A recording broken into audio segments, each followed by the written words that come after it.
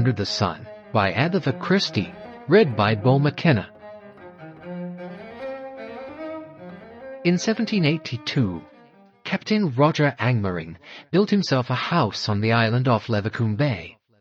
A sturdy house, as it needed to be, on the little wind-swept, gull-haunted promontory, cut off from land at each high tide. In 1922, when the great cult of the seaside holiday was finally established and the coast of Devon and Cornwall was no longer thought to be too hot in the summer, Arthur Angmering got a good price for the property. The sturdy house was added to and embellished. A concrete causeway was laid down from the mainland. Walks and nooks were devised all round the island. There were 2 tennis courts. Sun terraces led down to a little bay adorned with rafts and diving boards. The Jolly Roger Hotel, Smuggler's Island, Levercombe Bay, came triumphantly into being.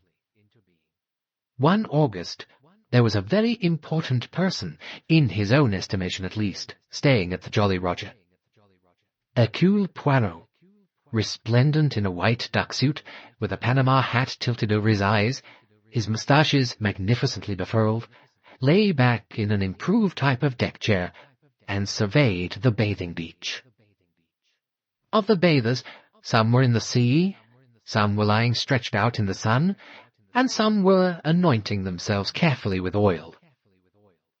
On the terrace immediately above, the non-bathers sat and commented on the weather, the scene in front of them, the news in the morning papers, and any other subject that appealed to them.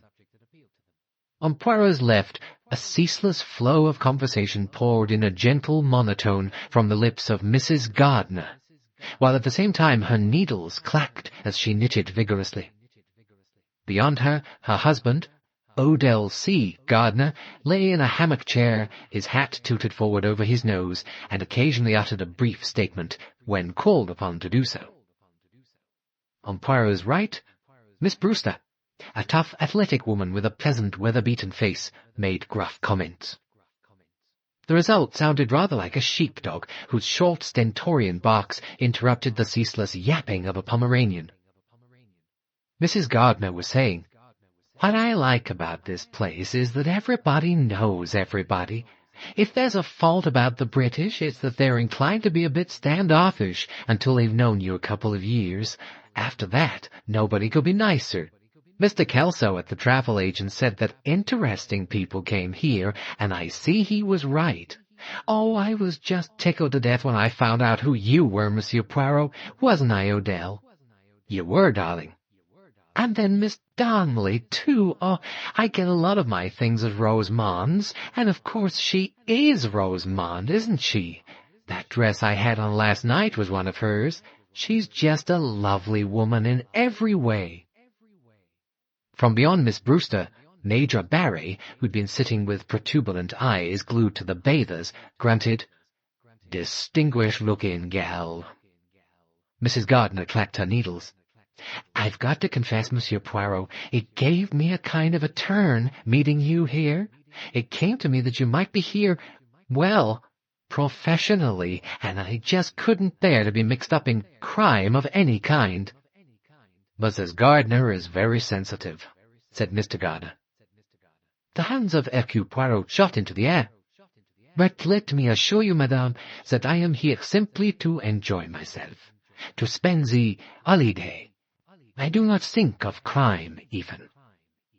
"No bodies on Smuggler's Island," said Miss Brewster. "Ah," said Poirot, "but that it is not strictly true.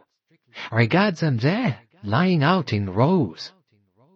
He waved a hand towards the recumbent figures. "That reminds me very much of the morgue in Paris." "Monsieur Poirot," Mrs. Gardner was scandalized.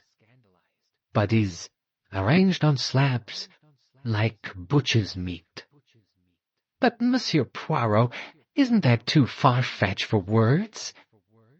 Hercule Poirot admitted. "It may be, yes." After a while the Gardners packed up their things and wandered back to the hotel, and Mrs. Gardner's place was taken by the Reverend Stephen Lane. Mr. Lane was a tall, vigorous clergyman of 50-odd. "Marvellous country," he said. I've been from Leathercombe Bay to Hartford and back over the cliffs." "Warm work," said Major Barry, who never walked. "Good exercise," said Miss Brewster. "I haven't been for my row yet. Nothing like rowing for your stomach muscles." The eyes of Hercule Poirot dropped somewhat ruefully to a certain protuberance in his middle. Miss Brewster noted the glance. "You'd soon get that off, Monsieur Poirot, if you took a rowing boat out every day." "Merci, mademoiselle. I detest boats. The movement of the sea, it is not pleasant." "Seasickness is a very odd thing," mused Miss Brewster. "Why should some people be subject to it and not others? Then there's the way some people can't stand heights. I'm not very good myself. But Mrs. Redfern is far worse. The other day, on the cliff path, she turned quite giddy and simply clung to me. She told me she once got stuck halfway down that outside staircase on Milan Cathedral. She'd gone up without thinking, but coming down did for her." "Here's Mrs. Redfern now," said Lane, "coming up from her bathe." Young Mrs. Redfern had taken off her bathing cap and was shaking out her hair. She was an ash blonde, and her skin was of that dead fairness that goes with that colouring. Her legs and arms were very white. "Looks a bit uncooked among the others," said Major Barry. Wrapping herself in a long bathrobe, Christine Redfern mounted the steps and dropped down beside them. "You've earned Monsieur Poirot's good opinion," said Miss Brewster. "He doesn't like the sun-tanning crowd, says they're like joints of butcher's meat, or words to that effect." Christine Redfern smiled ruefully. "I wish I could sunbathe. But I don't go brown, I blister." "You've missed Mrs. Gardner," said Miss Brewster. "She's been in great form this morning. I do wish, Monsieur Poirot, that you'd played up to her a bit. Why didn't you tell her that you were down here investigating a particularly gruesome murder, and that the murderer, a homicidal maniac, was certainly to be found among the guests of the hotel?" Hercule Poirot sighed. "I very much fear she would have believed me." "But surely not even Mrs. Gardner would have believed in a crime staged here. This isn't the sort of place you'd get a body." Hercule Poirot stirred a little in his chair. "It is peaceful, yes. The sun shines, the sea is blue. But you forget, Miss Brewster, there is evil everywhere, under the sun." The clergyman leaned forward, his intensely blue eyes lighted up. "I'm glad to hear you say that. Nowadays, no one believes in evil. People say it's done by those who are to be pitied rather than blamed. But, Monsieur Poirot, evil is real. I believe in evil like I believe in good. It's powerful. It walks the earth." "Talking of that sort of thing," said Major Barry, "some of these fakir fellas in India—" Major Barry had been long enough at the Jolly Roger for everyone to be on their guard against his fatal tendency to embark on long Indian stories. Both Miss Brewster and Mrs. Redfern burst into speech. "Oh, look," said Christine Redfern. "What a lovely little boat out there with the red sails. It's Mr. Blatt's, isn't it?" At the same moment, Miss Brewster said, "That's your husband swimming in now, isn't it, Mrs. Redfern?" Hercule Poirot looked at the young man who just swam to shore. Patrick Redfern was a good specimen of humanity. Lean and bronzed, with broad shoulders, there was about him a kind of infectious enjoyment that endeared him to all women, and most men. He raised a hand in salutation to his wife, and went a little way along the beach to retrieve his towel. It was then that a woman came down, past them, from the hotel. Her arrival had all the importance of a stage entrance. Tall and slender, she wore a simple backless white bathing dress, and every inch of her exposed body was tanned a beautiful, even shade of bronze. Her hair was a rich flaming auburn, curling thickly into her neck. On her head she wore a Chinese hat of jade green. Beside her, every other woman on the beach seemed faded and insignificant. And with equal inevitability, the eye of every male present was drawn and riveted on her. "Arlena Stuart," said Major Barry. "Well, that's who she was before she married Marshall. I saw her in her last show before she left the stage. Something worth looking at, eh?" "You talked about evil just now, Monsieur Poirot," said Emily Brewster. "Now, to my mind, that woman's a personification of evil. She's a bad lot through and through." Arlena Stuart had come to the water's edge. Two young men had sprung up and come eagerly towards her. Her eyes slid past them to where Patrick Redfern was coming along the beach. It was, thought Hercule Poirot, like watching the needle of a compass. Patrick Redfern was deflected. His feet changed their direction. She stood smiling at him. Then she moved slowly along the beach by the side of the waves. Patrick Redfern went with her. She stretched herself out by a rock. Redfern dropped to the shingle beside her. Abruptly, Christine Redfern got up and went into the hotel. There was an uncomfortable little silence. Then Emily Brewster said, "It's too bad. She's a nice little thing. They've only been married a year or two." Hercule Poirot said nothing. He was gazing down the beach, but he was not looking at Patrick Redfern and Arlena Stuart. Miss Brewster said, getting up, "Well, I'd better go and get hold of my boat." Major Barry turned his boiled gooseberry eyes on Poirot. "What are you looking at so steadily?" "I am looking at the exception," said Poirot, "at the one man who did not look up when she passed." Major Barry followed his gaze to where it rested on a man of about 40, fair-haired and sun-tanned. He had a quiet, pleasant face, and was sitting on the beach smoking a pipe and reading the Times. "Oh, that," said Major Barry. "That's the husband, my boy. That's Marshall. Seems a nice fellow, quiet. Wonder if my Times has come." He got up and went up towards the hotel. Stephen Lane turned suddenly to Poirot. "That woman is evil through and through. Do you doubt it?" There was a stern, fanatical look in his eyes. "It is difficult to be sure," said Poirot. "But, man alive, don't you feel it all round you? The presence of evil?" Slowly, Hercule Poirot nodded his head. When Rosamond Darnley came and sat down by him, Poirot made no attempt to disguise his pleasure. She was wearing a dress of some navy blue material with touches of white. It looked very simple, owing to the expensive severity of its line. Rosamond Darnley, as Rosemond Limited, was one of London's best-known dressmakers. She said, "I don't think I like this place. I'm wondering why I came here." Hercule Poirot looked at her. "Something has occurred to worry you?" She nodded. Her foot swung to and fro. "I've met a ghost. That's what it is." "A ghost, mademoiselle? Of what?" "Oh, the ghost of myself. And it was unexpectedly painful. One can't go back, can one? But I'd like to have gone on a different way." "I wonder," said Poirot. "Many people, mademoiselle, must envy you." "Oh, yes, naturally," said Rosamond Darnley. "I'm the perfect type of the successful woman. I'm very well off, I've a good figure, a passable face, and a not too malicious tongue." She paused. "Of course, I haven't got a husband. I've failed there, haven't I, Monsieur Poirot?" "Mademoiselle," said Poirot, "if you are not married, it is from choice, not necessity."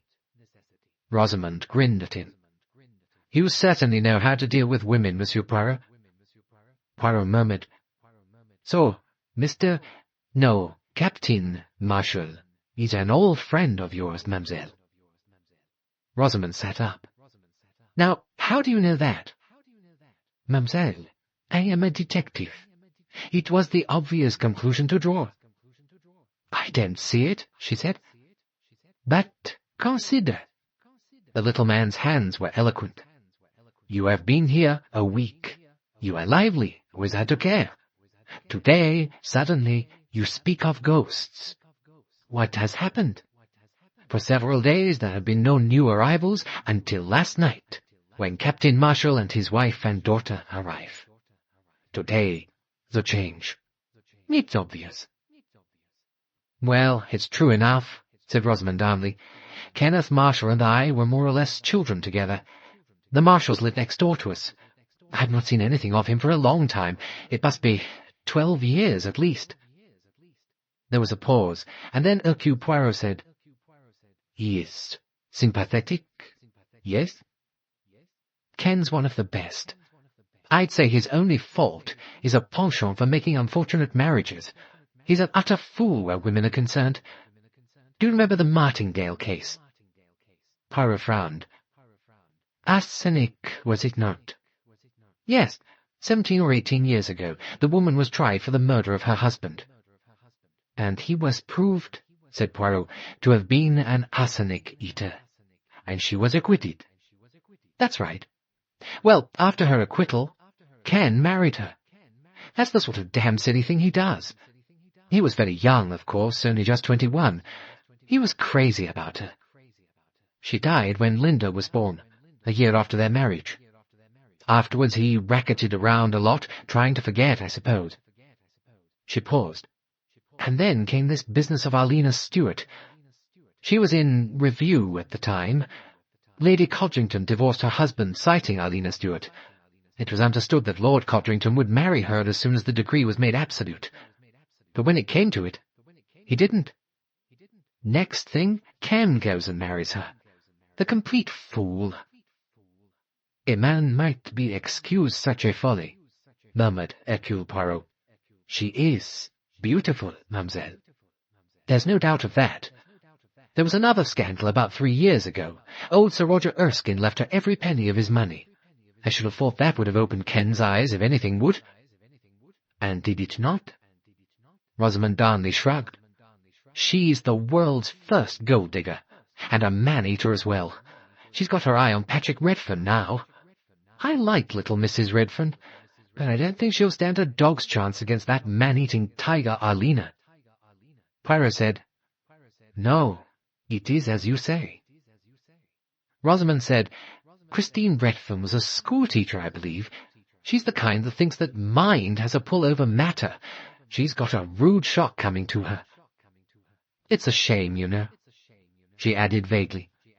"Somebody ought to do something about it." Linda Marshall was examining her face dispassionately in her bedroom mirror. She disliked it very much. She thought to herself, "It's awful to be 16. Simply awful." She'd left school, and nobody seemed to know quite what she was going to do next. Her father talked vaguely of sending her to Paris. Linda didn't want to go to Paris, but then she didn't want to be at home either. She'd never realized properly somehow until now how very much she disliked Arlena. It was something Arlena did to people. Father had become quite different. She puzzled over it. Father with Arlena was all sort of bottled up and not there. Linda thought, and it'll go on like this, day after day, month after month. I can't bear it. Life stretched before her endless, in a series of days darkened and poisoned by Arlena's presence. A burning wave of hatred against Arlena surged up in her mind. "I'd like to kill her. Oh, I wish she'd die." Kenneth Marshall tapped at his wife's door. When her voice answered, he opened the door and went in. Arlena was just putting the finishing touches to her toilet. Dressed in glittering green, she was standing in front of the glass, applying mascara. "I wondered if you were ready," said Marshall. "Just a minute." He strolled to the window and looked out on the sea. His face, as usual, displayed no emotion of any kind. Turning round, he said, "You've met Redfern before, I gather?" "At a cocktail party somewhere. I thought he was rather a pet." "So I gather. Did you know that he and his wife were coming down here? Because I thought perhaps that was what put the idea of this place into your head. You were very keen we should come here." "Somebody told me about this place. I think it was the Rylands. They said it was simply too marvelous, so I'm spoilt." "Don't you like it?" "I suppose the truth of it," said Kenneth Marshall, "is that you told young Redfern that you were coming here." "Kenneth, darling, you're not going to be horrid, are you?" "Look here, Arlena, I know what you're like. They're rather a nice young couple.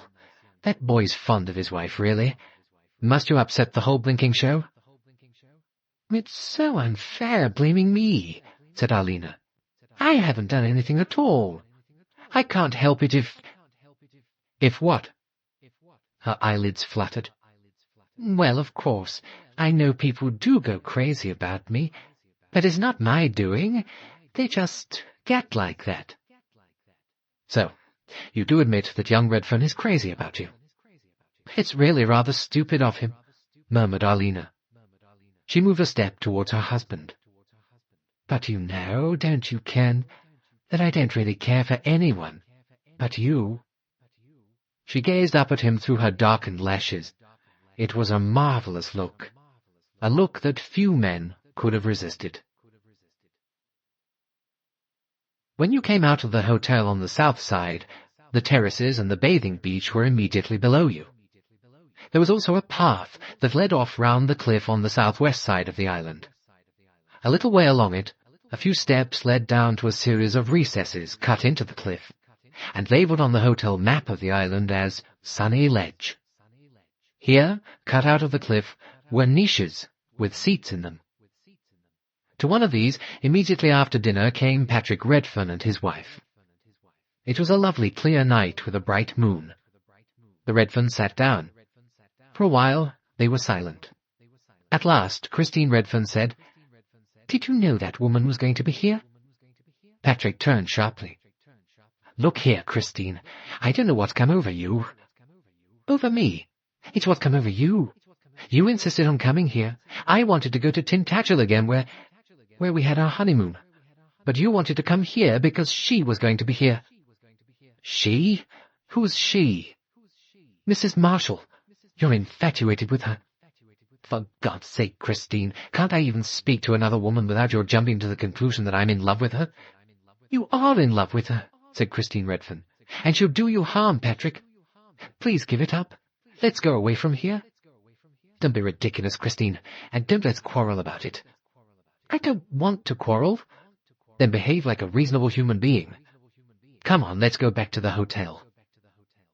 He got up. There was a pause. Then Christine Redfern got up too. In the recess adjoining, on the seat there, Hercule Poirot sat, and shook his head sorrowfully.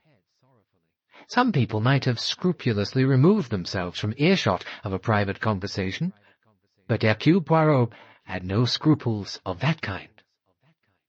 Besides, as he explained to his friend Hastings at a later date, it was a question of murder.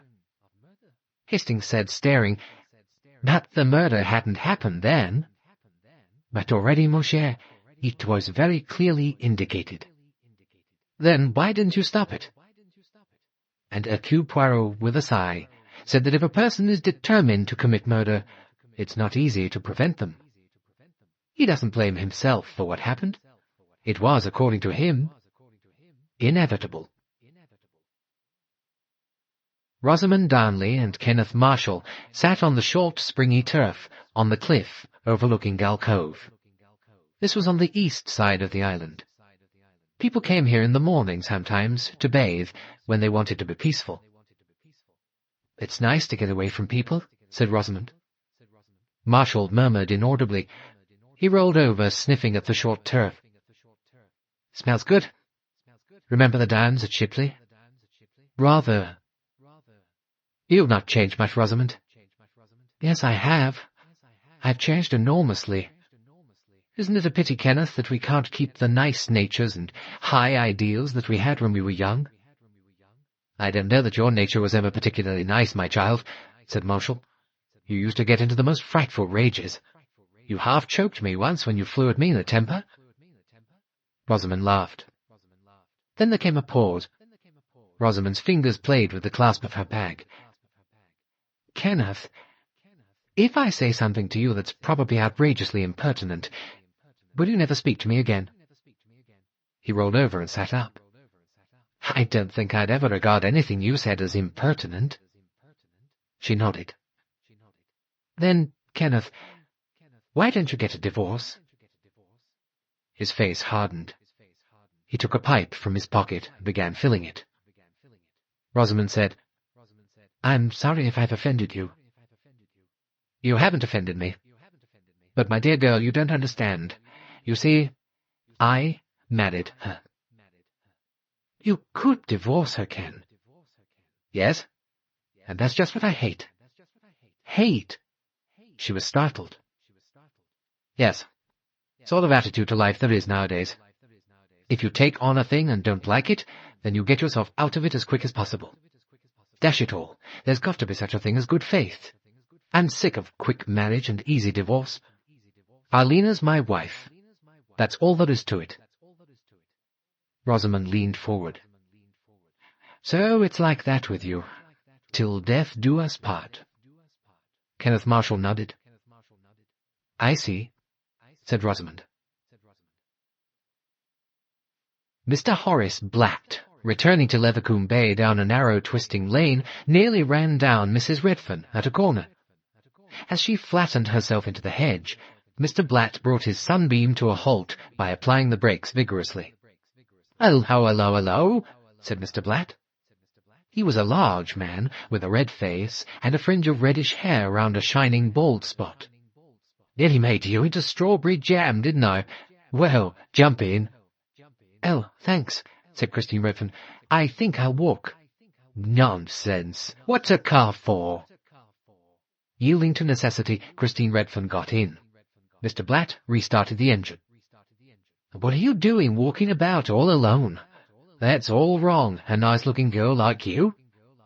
"Oh, I like being alone," said Christine. Mr. Blatt gave her a terrific dig with his elbow, nearly sending the car into the hedge at the same time. "Girls always say that. They don't mean it. That place, the Jolly Roger, you know, wants a bit of livening up. Nothing jolly about it. A lot of kids and old fogies. There's that old Anglo-Indian bore, those yapping Americans, and that foreigner with a moustache. A hairdresser, something of that sort." Christine shook her head. "Oh no, he's a detective." Mr. Blatt nearly let the car go into the hedge again.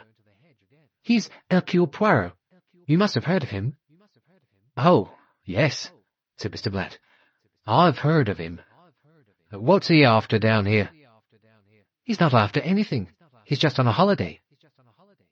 Mr. Blatt reached the bottom of the hill and, with a triumphant fanfare of the horn, ran the car into the Jolly Roger's garage, which was situated, for tidal reasons, on the mainland, opposite the hotel. "So, you're the famous sleuth, eh?" said Mr. Blatt. They were in the cocktail bar, a favourite haunt of Mr. Blatt's. Hercule Poirot acknowledged the remark with his usual lack of modesty. "And what are you doing down here? On a job?" No. I repose myself. I take the holiday." Mr. Blatt winked. "You'd say that anyway, wouldn't you? Now, I'm a man of the world. I know the cut of a fellow's jib. A man like you would be at Deauville or Le Touquet or down at Juan-les-Pins. That's your, what's the phrase, spiritual home?" Poirot sighed. He looked out of the window. Rain was falling and mist encircled the island. "It is possible that you are right," he said. "There, at least, in wet weather, there are the distractions." "Good old casino," said Mr. Blatt. "You know, I wonder why I came to this place." "I, too, wondered," said Poirot. He waved an eloquent hand. "I, too, am not without observation. I should have expected you most certainly to choose Deauville or Biarritz." Mr. Blatt grinned. "Instead of which, we're both here, eh? You know, I think I came because it sounded romantic. Jolly Roger Hotel, Smuggler's Island. Makes you think of pirates, smuggling, all that." He paused. "I used to sail quite a bit as a boy. Not this part of the world, off the East Coast. Funny how a taste for that sort of thing never quite leaves you. I like mucking about in that little yawl of mine. Redfern's keen on sailing too. He's been out with me once or twice. Can't get hold of him now. always hanging round that red-haired wife of Marshall's." He broke off as the subject of his words came into the bar. Then he went on. "And, as I say, sailing round this coast is good fun. Hello, Redfern. Have one with me. What do you have? Dry martini? Right. What about you, Monsieur Poirot?" Poirot shook his head. Patrick Redfern sat down. "Sailing. It's the best fun in the world. Wish I could do more of it. Used to spend most of my time as a boy in a sailing dinghy round this coast." "Then you know this part of the world well," said Poirot. "Rather. I knew this place before there was a hotel on it. Just a tumble-down old house. Hadn't been lived in for years. There used to be all sorts of stories of secret passages from the house to Pixie's cave. We were always looking for that secret passage, I remember." Horace Blatt spilt his drink, cursed, and mopped himself. "What is this Pixie's cave?" "Oh, don't you know it? It's on Pixie's Cove. The entrance is among a lot of piled-up boulders at one end. Just a long, thin crack you can barely squeeze through. Inside it widens out into quite a big cave. You can imagine what fun it was to a boy. An old fisherman showed it to me. Nowadays even the fishermen don't know about it. I asked one the other day why the place was called Pixie Cove, and he couldn't tell me." Blatt looked at his watch. "I'm going in to dinner. On the whole, Redfern, pirates are my favourites, not pixies." After dinner, Hercule Poirot paused in the hall on his way from the dining-room. The doors were open. A breath of soft night air came in. The rain had stopped and the mist had dispersed. It was a fine night again. Poirot found Mrs. Redfern in her favourite seat on the cliff ledge. He stopped by her and said, "The seat is damp. You should not sit here. You will catch the chill." "No, I shan't." "And what does it matter anyway?" "It has been a wet day," said Poirot. "Eh bien, what is it like now? The mists have rolled away, the sky is clear, and up above the stars shine. That is like life, madame." "Do you know what I am most sick of in this place?" said Christine. "What, madame?" "Pity. Do you think I don't know, that I can't see? All the time people are saying, 'Poor Mrs. Redfern, that poor little woman.' And anyway, I'm not little, I'm tall. They say little because they're sorry for me, and I can't bear it." Cautiously, Hercule Poirot spread his handkerchief on the seat and sat down. "Will you allow me to tell you something, madame? Your husband loves you. I know it." "You can't know it." "Yes, yes. I know it. I have seen him looking at you." Suddenly she broke down and wept against Poirot's accommodating shoulder. After a while she sat up and pressed her handkerchief to her eyes. "It's all right. I'm better now. Please leave me. I'd rather be alone." He obeyed, and left her sitting there while he himself followed the winding path down to the hotel. He was nearly there when he heard the murmur of voices. He turned a little aside from the path. There was a gap in the bushes. He saw Arlena Marshall and Patrick Redfern beside her. He heard the man's voice. "I'm crazy about you. Crazy. You've driven me mad. You do care a little. You do care." He saw Arlena Marshall's face. It was, he thought, like a sleek, happy cat. It was animal, not human. She said, "Of course, Patrick, darling. I adore you. You know that." For once, Hercule Poirot cut his eavesdropping short. He went back to the path and on down to the hotel.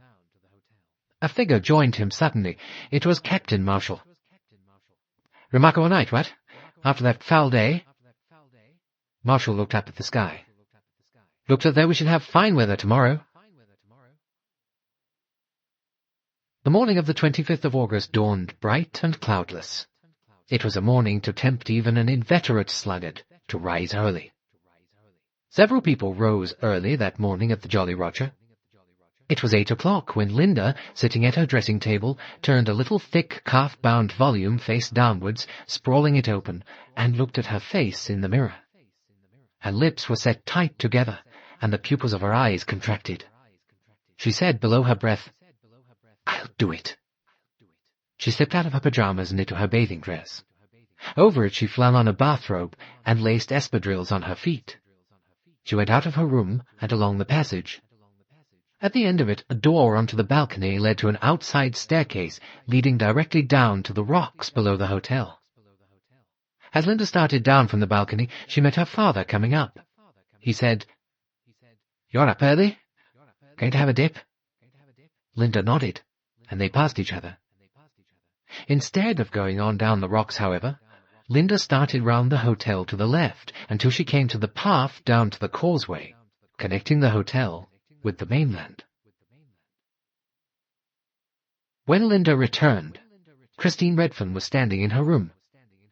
"Oh, there you are," said Christine. "I thought you couldn't be really up yet." "No," said Linda. "I've been bathing." Noticing the parcel in her hand, Christine said, "The post has come early today?" Linda flushed. With her habitual nervous clumsiness, the parcel slipped from her hand. The flimsy string broke, and some of the contents rolled over the floor. Christine exclaimed, "What have you been buying candles for?" But to Linda's relief, she didn't wait for an answer, but went on as she helped to pick the things up from the floor. "I came in to ask whether you'd like to come with me to Gull Cove this morning. I want to sketch there." Linda accepted with alacrity. In the last few days, she'd accompanied Christine Redfern more than once on sketching expeditions. She liked being with Christine, who, intent on her work, spoke very little. There was a subtle kind of sympathy between her and the elder woman, probably based on their mutual dislike of the same person. Christine said, "I'm playing tennis at 12, so we'd better start fairly early. 10:30? Right, I'll be ready. Meet you in the hall." Rosamond Darnley was strolling out of the dining room after a late breakfast when Linda came tearing down the stairs and cannoned into her. "Oh, sorry, Miss Darnley. I'm going with Mrs. Redfern to Gull Cove, and I said I'd meet her at 10:30. Am I late?" "No, it's only 25 past. "Oh, good." She was panting a little, and Rosamond looked at her curiously. "You're not feverish, are you, Linda?" The girl's eyes were very bright, and she had a vivid patch of colour in each cheek. "Oh, no, I'm never feverish." Christine Redfern came down the stairs wearing beach pyjamas made of some green material with a yellow design. Rosamond's tongue itched to tell her that yellow and green were the most unbecoming colours possible for her fair, slightly anemic complexion. It always annoyed Rosamond when people had no clothes sense. She thought, if I addressed that girl, I'd soon make her husband sit up and take notice.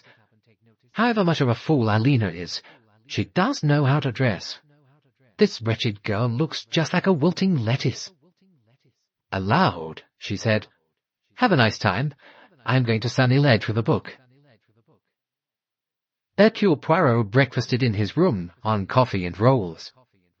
The beauty of the morning, however, tempted him to leave the hotel earlier than usual. It was 10 o'clock, at least half an hour before his usual appearance, when he descended to the bathing beach. The beach was empty save for one person, Arlena Marshall. Clad in her white bathing dress, the green Chinese hat on her head, she was trying to launch a white wooden float. Poirot came gallantly to the rescue, completely immersing a pair of white suede shoes in doing so. She thanked him with one of those sideways glances of hers. Just as she was pushing off, she called him. "Monsieur Poirot." Poirot leapt to the water's edge. "Madame." "Do something for me, will you?" said Arlena Marshall. "Anything." She smiled at him. "Don't tell anyone where I am." She made her glance appealing. "Everyone will follow me about, so I just want, for once, to be alone." She paddled off vigorously. Poirot walked up the beach. He murmured to himself, "Ah, ça, jamais. That, par exemple, I do not believe." Hercule Poirot, that man of the world, knew better. Arlena Marshall was doubtless keeping a rendezvous, and Poirot had a very good idea with whom. Or thought he had. But there he found himself proved wrong. For just as she floated round the point of the bay and disappeared out of sight, Patrick Redfern, closely followed by Kenneth Marshall, came striding down the beach from the hotel. Marshall nodded to Poirot. "Morning, Poirot. Seen my wife anywhere about?" Poirot's answer was diplomatic. "Has Madame, then, risen so early?" "She's not in her room." Marshall looked up at the sky. "Lovely day. I shall have a bathe right away. Got a lot of typing to do this morning." Patrick Redfern, looking up and down the beach, sat down near Poirot. "And Madame Redfern?" said Poirot. "Has she too risen early?" "Christine? Oh, she's going off sketching. She is rather keen on art just now." His mind was clearly elsewhere. As time passed, he displayed his impatience for Arlena's arrival only too crudely. At every footstep he turned an eager head to see who it was coming down from the hotel. Disappointment followed disappointment. First, Mr. and Mrs. Gardner, complete with knitting and book, arrived. Mrs. Gardner, industrious as ever, settled herself in her chair and began to knit vigorously, and talk at the same time. "Well, Monsieur Poirot, the beach seems very deserted this morning. Where is everybody?" Poirot replied that the Mastermans and the Cowans, two families with young people in them, had gone off on an all-day sailing excursion. "Why, that certainly does make all the difference, not having them about laughing and calling out, and only Captain Marshall bathing." Marshall had just finished his swim. He came up the beach swinging his towel. "Pretty good in the sea this morning. Unfortunately, I've got a lot of work to do. Must go and get on with it." "Why, if that isn't too bad, Captain Marshall, on a beautiful day like this, too. And where's your girl this morning?" "Linda? I don't know. I suppose she's mooning round the island somewhere." He went up to the hotel. Patrick Redfern didn't go into the water. He sat about, frankly staring up towards the hotel. He was beginning to look a shade sulky. Miss Brewster was brisk and cheerful when she arrived, and the conversation was much as it had been on the previous morning. Gentle yapping from Mrs. Gardner, and short staccato barks from Miss Brewster. Hercule Poirot turned to her. "You are going to bathe, mademoiselle?" "Oh, I've had my morning dip before breakfast. Somebody nearly brained me with a bottle, too. Chucked it out of one of the hotel windows." "Now that's a very dangerous thing to do," said Mrs. Gardner. "I had a very dear friend who got concussion by a toothpaste tin falling on him in the street, thrown out of a 35th-story window it was. He got very substantial damages." She began to hunt among her skeins of wool. "Why, Odell, I don't believe I've got that second shade of purple wool. It's in the second drawer of the bureau in our bedroom, or it might be the third." "Yes, darling." Mr. Gardner rose obediently and departed on his search. Emily Brewster lowered her voice. "Where's our vamp this morning? She's late." Patrick Redfern rose and began to pace up and down the beach.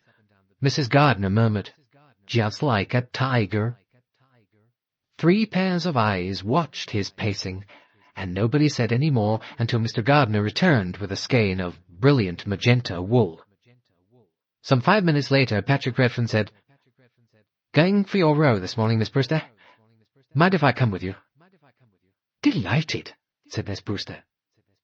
"Let's row right round the island," proposed Redfern. Miss Brewster consulted her watch. "Shall we have time?" "Oh, yes, it's not 11:30 yet. Come on, then. Let's start." They went down the beach together. Patrick Redfern took first turn at the oars. He rowed with a powerful stroke. The boat leapt forward, and they rounded the point of the bay to the west and rowed under the cliffs. Patrick Redfern looked up. "Anyone on Sunny Ledge this morning?" "Yes, there's a sunshade. Who is it, I wonder?" "It's Miss Darnley, I think," said Emily Brewster. "She's got one of those Japanese affairs." They rowed up the coast, Patrick scanning the cliffs attentively. Then they rounded the jutting point of rock to the south of the little bay named Pix's Cove. It faced nearly northwest, and the cliff overhung it a good deal, In the morning, with no sun, it wasn't popular, and there was seldom anyone there. On this occasion, however, there was a figure on the beach. Patrick Redfern's stroke checked and recovered. "Hello? Who's that?" "It looks," said Miss Brewster, "like Mrs. Marshall." He altered his course, rowing inshore. Emily Brewster protested. "We don't want to land here, do we?" "Oh, plenty of time," said Redfern. As the boat fast approached the beach, a vague feeling of apprehension came over Emily Brewster.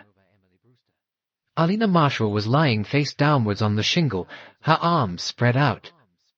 She'd lain like this many a time on the beach by the hotel, her bronzed body outstretched and the green cardboard hat protecting her head and neck. But there was no sun on Pixie's Beach, and there would be none for some hours yet. The boat grounded on the shingle. Patrick Redfern called, "Hello, Arlena." And then Emily Brewster's foreboding took definite shape, for the recumbent figure didn't move or answer. Emily saw Patrick Redfern's face change. He jumped out of the boat, and she followed him. They dragged the boat ashore, then set on up the beach to where the figure lay so still and unresponsive near the bottom of the cliff.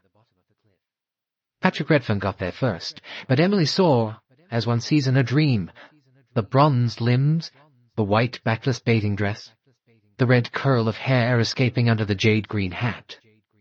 Saw something else too, the curious, unnatural angle of the outspread arms.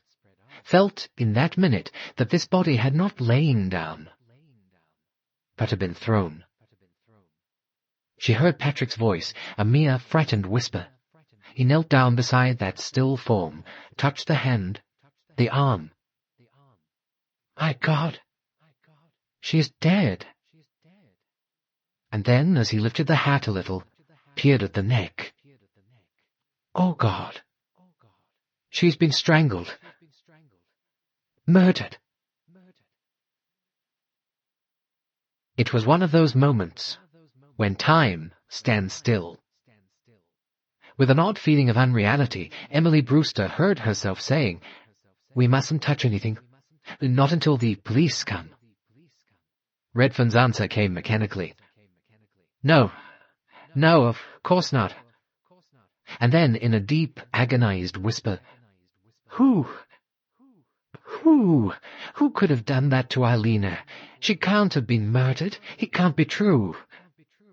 Emily Brewster shook her head, not quite knowing what to answer, then said, "One of us ought to stay with the body." "I'll stay," said Redfern. Emily Brewster drew a little sigh of relief. She wasn't the kind of woman who'd ever admit to feeling fear, but she was secretly thankful not to have to remain on that beach alone, with the faint possibility of a homicidal maniac lingering close at hand. "Good," she said. "I'll be as quick as I can. I'll go in the boat.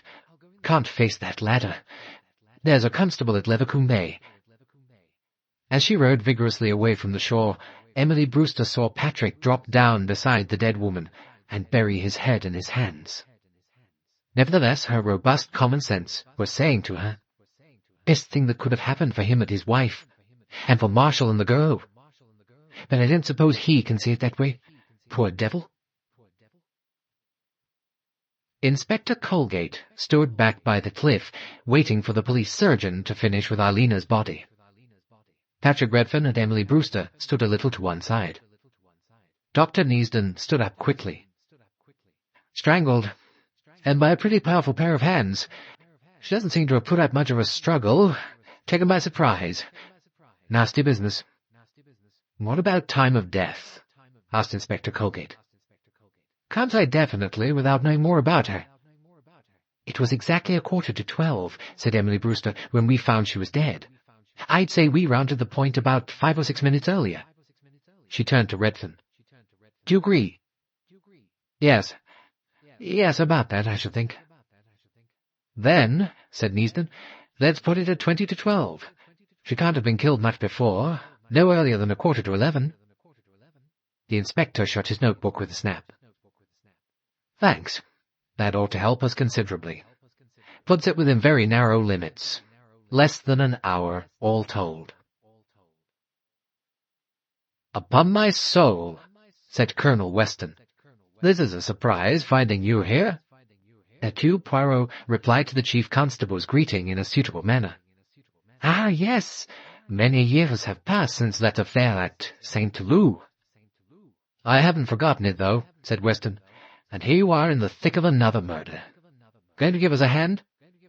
"You would permit it, yes?" said Hercule Poirot.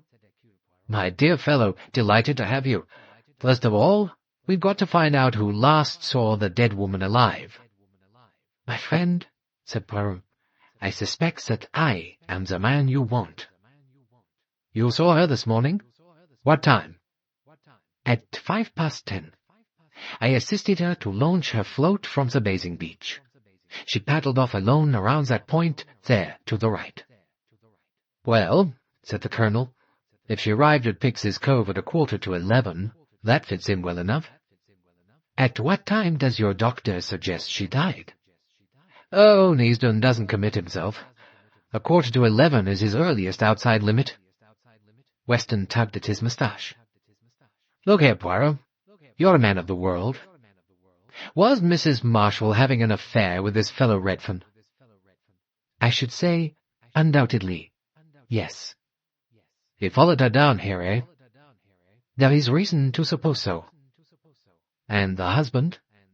Did he know about it? What did he feel?" "It is not easy," said Poirot, "to know what Captain Marshall feels or thinks. He is a man who does not display his emotions." "But he might have 'em all the same." Poirot nodded. "Oh, yes, he might have them." Mrs. Castle, the owner and proprietress of the Jolly Roger Hotel, was a woman of 40-odd, with a large bust, rather violent red hair, and an almost offensively refined manner of speech. "It does so reflect upon an establishment," she was saying. "When I think of the noisy, gaping crowds, of course no one but hotel guests are allowed upon the island, but all the same they will no doubt come and point from the shore." She shuddered. Inspector Colgate saw his chance to turn the conversation to good account. "Access to the island. How do you keep people off?" Mrs. Castle explained. At the island end of the causeway there was a gate. This said, "Jolly Roger Hotel, private, no entry except to hotel." The rocks rose sheer out of the sea on either side there, and couldn't be climbed. "Anyone could take a boat, though, I suppose?" suggested the inspector, "and row round and land on one of the coves." But this, it seemed, very seldom happened. It was a long row to the island, and there was also a strong current just outside Leathercombe Bay harbour. Colonel Weston broke in. "Now then, Mrs. Castle, you've got a list of the guests staying here, as I asked you?" "Yes, sir." Colonel Weston pored over the hotel register. He looked over to Poirot, who made the fourth member of the group assembled in the manageress's office. "This is where you'll probably be able to help us presently." He looked at the list of names. "What about servants?" Mrs. Castle produced a second list. Weston nodded. He said to Colgate, "You'll check up on them, of course." "Thank you, Mrs. Castle." Kenneth Marshall sat quietly answering the questions put to him. Seen here, with the sunlight falling on him from the window, he realized that he was a handsome man. Those straight features, the steady blue eyes, the firm mouth. "Mrs. Marshall was your second wife?" asked Colonel Weston. "Yes. We've been married just over 4 years." "And her name before she was married?" "Helen Stuart. Her acting name was Arlena Stuart. She appeared in revue and musical shows." Colonel Weston paused a minute. "Captain Marshall, have you any idea who could possibly have killed your wife?" "None whatever." "Had she any enemies?" "Possibly." "Ah. Don't misunderstand me, sir," said Marshall. "My wife was an actress. She was also a very good-looking woman. In both capacities she aroused a certain amount of jealousy. There were fusses over parts, rivalry from other women, a good deal, shall we say, of general envy, hatred, and malice. But that's not to say there was anyone capable of deliberately murdering her. Hercule Poirot spoke for the first time. What you really mean, monsieur, is that her enemies were mostly or entirely women. Kenneth Marshall looked across at him. Yes, that is so. Was she previously acquainted with anyone in this hotel? Asked the chief constable. I believe she had met Mr. Redfern before, at some cocktail party. Nobody else, to my knowledge. Weston said after a pause, We now come to this morning. When was the last time you saw your wife? I looked in on my way down to breakfast. Excuse me, you occupied separate rooms? Yes. And what time was that? It must have been about 9 o'clock. What time did she usually come downstairs? Said Poirot. Oh, between 10 and 11, usually nearer 11. Poirot went on. If she was to descend at 10 o'clock exactly, that would be rather surprising. Yes, she wasn't often down as early as that. But she was this morning. And then you came down on the beach and asked me if I had seen her. Yes. And you said you hadn't. The innocent eyes of Hercule Poirot did not falter. Weston said, Just now, Captain Marshall, you mentioned that your wife had a previous acquaintance with Mr. Patrick Redfern. How well did your wife know Mr. Redfern? Kenneth Marshall said, Mind if I smoke? He felt through his pockets. Dash, I've mislaid my pipe somewhere. Redfern, my wife told me she'd come across him at some cocktail party or other. Since then, said Chief Constable, I understand that acquaintanceship has ripened into something rather closer. May have? I really didn't notice. You did not, excuse me, Captain Marshall, object to your wife's friendship with Mr. Redfern? Not even though it was becoming a subject of scandal, and an estrangement was growing up between Mr. Redfern and his wife? I mind my own business, said Kenneth Marshall. I don't listen to gossip and tittle-tattle. And aren't you getting a good way from the essentials of this business? What I believe or don't believe is surely not relevant to the plain fact of murder. Hercule Poirot answered before either of the others could speak. You do not comprehend, Captain Marshall. There is no such thing as a plain fact of murder. Murder springs 9 times out of 10 out of the character and the circumstances of the murdered person. Because the victim was the kind of person he or she was, therefore was he or she murdered. Until we can understand fully and completely exactly what kind of a person Arlena Marshall was, we shall not be able to see clearly exactly the kind of person who murdered her. From that springs the necessity of our questions. Marshall turned to the Chief Constable. That your view, too? Weston boggled a little. Well, up to a point. Thought you wouldn't agree. This character stuff is Monsieur Poirot's speciality, I believe. Is there anything else, sir, that you'd like me to tell you? Yes, Captain Marshall. Your own movements this morning, please. Kenneth Marshall nodded. He'd clearly expected this. I breakfasted downstairs about 9 o'clock as usual. I went up to my wife's room afterwards and found she'd gone out. I came down to the beach, saw Monsieur Poirot, and asked if he'd seen her. Then I had a quick bathe and went up to the hotel again. It was then, let me see, about 20 to 11. I went up to my room, but the chambermaid hadn't quite finished it. I asked her to finish as quickly as she could. I had some letters to type, which I wanted to get off by the post. I went downstairs again, and had a word or two with Henry in the bar. Then I went up to my room at 10 to 11. There I typed my letters for an hour. I then changed into tennis kit, as I had a date to play tennis at 12. We had booked the court the day before. Who was we? Mrs. Redfern, Miss Darnley, Mr. Gardner, and myself. I came down at 12 o'clock and went to the court. Miss Darnley was there and Mr. Gardner. Mrs. Redfern arrived a few minutes later. We played tennis for an hour. Just as we returned, I got the news. Thank you, Captain Marshall. Just as a matter of form, is there anyone who can corroborate the fact that you were typing in your room between 10 to 11 and 10 to 12? Well, said Kenneth Marshall, the chambermaid was about doing the rooms. She must have heard the typewriter. And then there are the letters themselves. With all this upset, I haven't posted them. I should imagine they're as good evidence as anything. He took 3 letters from his pocket. These contain lists of figures and various financial statements. I think you'll find that if you put one of your men on to type them out, he won't do it in much under an hour. One more thing, said Weston. Do you know anything about the way your wife was likely to have disposed of any property she had? You mean a will? I don't think she ever made a will. And did she have very much to leave?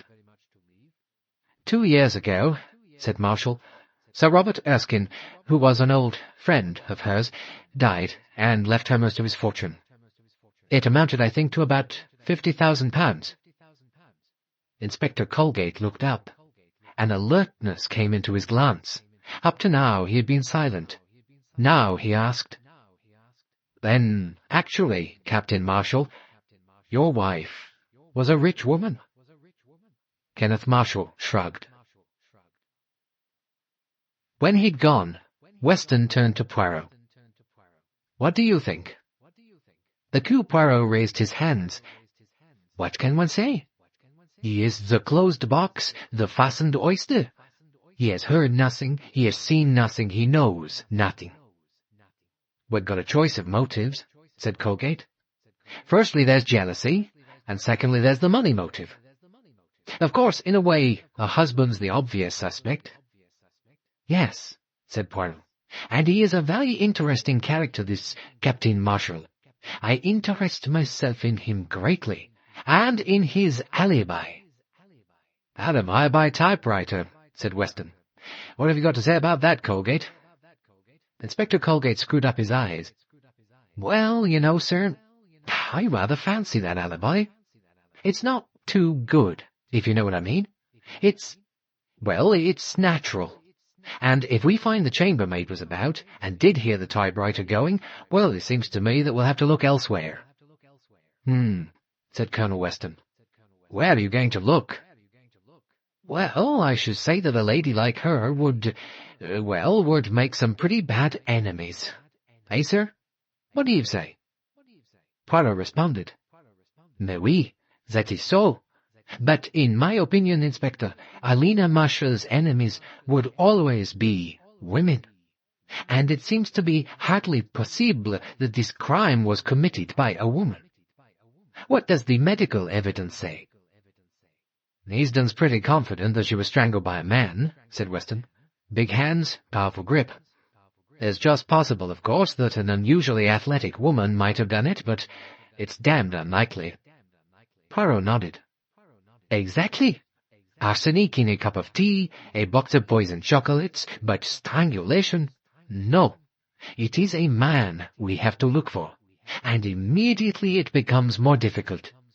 There are 2 people here in this hotel who have a motive for wishing Arlena Marshall out of the way. But both of them are women? Redfern's wife is one of them, I suppose, said Colonel Weston. Yes.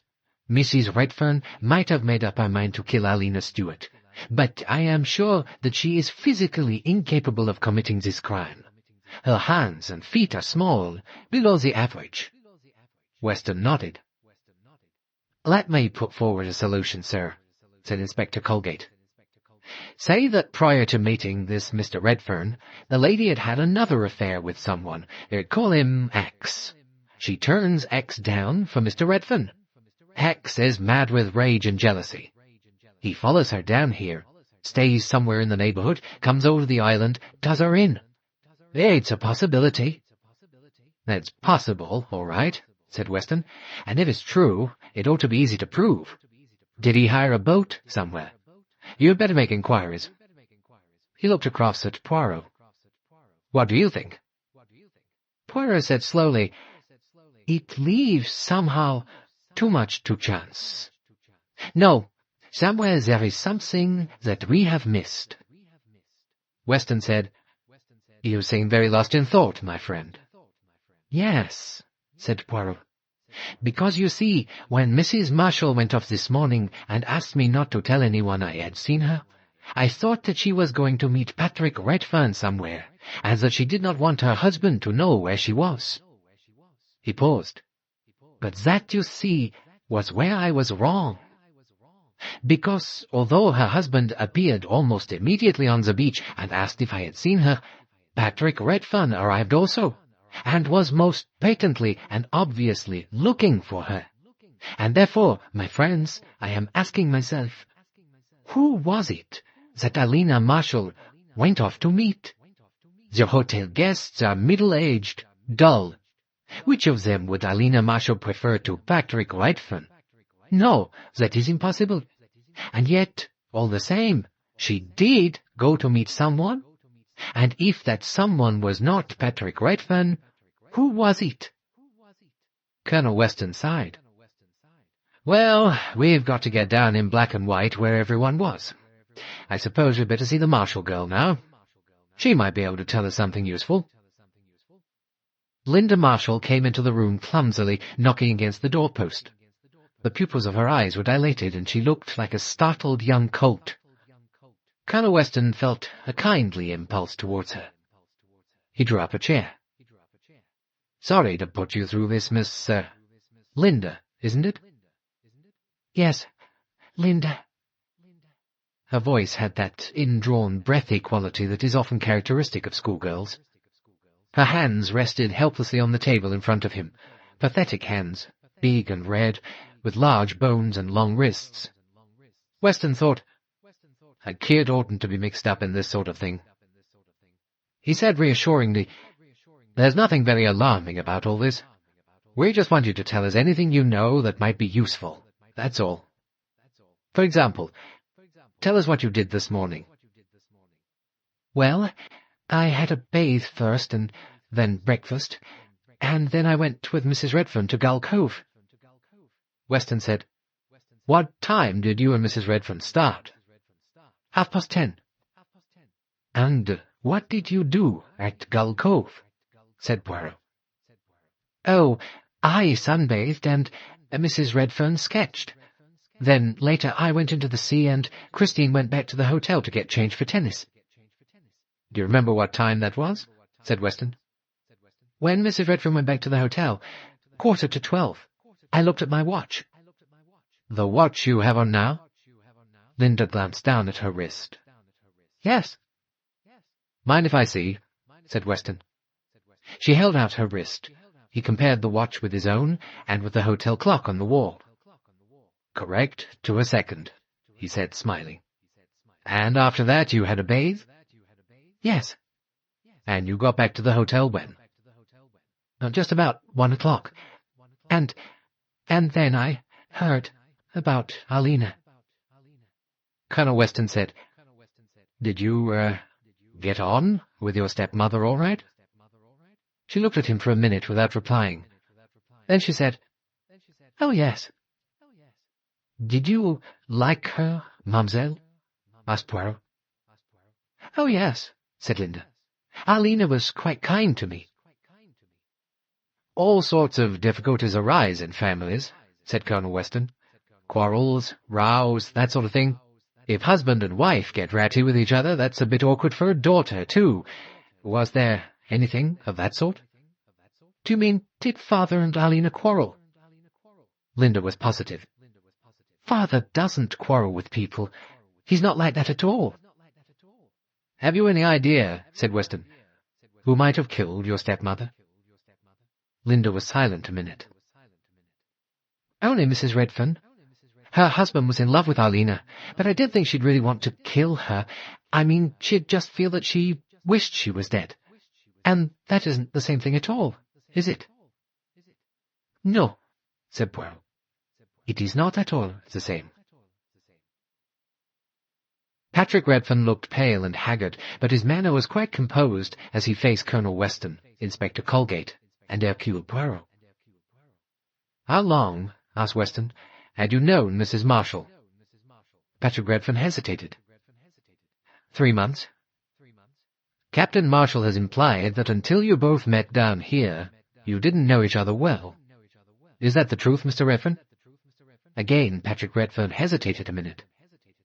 Well, not exactly. As a matter of fact, I saw a fair amount of her one way and another. Without Captain Marshall's knowledge? Redfern flushed slightly. I don't know whether he knew about it or not. Hercule Poirot spoke. Did your wife know how often you were seeing her? Perhaps not. Did you and Mrs. Marshall arrange to meet down here? Redfern shrugged. Oh, well, I suppose it's bound to come out now. I was crazy about the woman. Mad, infatuated, anything you like. She wanted me to come down here. I demurred a bit, and then I agreed. Well, I'd have agreed to do any mortal thing she liked. Whether she cared for me or not, I don't know. She pretended to. But I think she was one of those women who lose interest in a man once they've got him, body and soul. She knew she got me all right. Now, what I want to ask is, how much of this has got to be made public? If it all comes out, it's going to be pretty rough on my wife. But what you don't seem to realize, said Colonel Weston, is that this, intimacy may have a very direct bearing on the murder. It might establish, you understand, a motive for the crime. Motive? Yes, Mr. Redfern, motive. Captain Marshall perhaps was unaware of the affair. Suppose that he suddenly found out. Oh, God, you mean he got wise and killed her? But Marshall's such a quiet chap, it doesn't seem likely. Excuse me, Monsieur Redfern, murmured Poirot. There was not, at any time, the question of a divorce. Patrick Redfern shook his head decisively. Oh, no. She was perfectly satisfied married to Marshall. She never thought of me as a possible husband. No, I was just one of a succession of poor mutts, just something to pass the time with. I knew that all along, and yet it didn't alter my feeling towards her. His voice trailed off. He sat there thinking. Weston recalled him to the needs of the moment. Now, Mr. Redfern, had you any particular appointment with Mrs. Marshall this morning? Patrick Redfern looked slightly puzzled. Not a particular appointment, no. We usually met every morning on the beach. We used to paddle about on floats. Were you surprised not to find Mrs. Marshall there this morning? Yes, I was. Very surprised.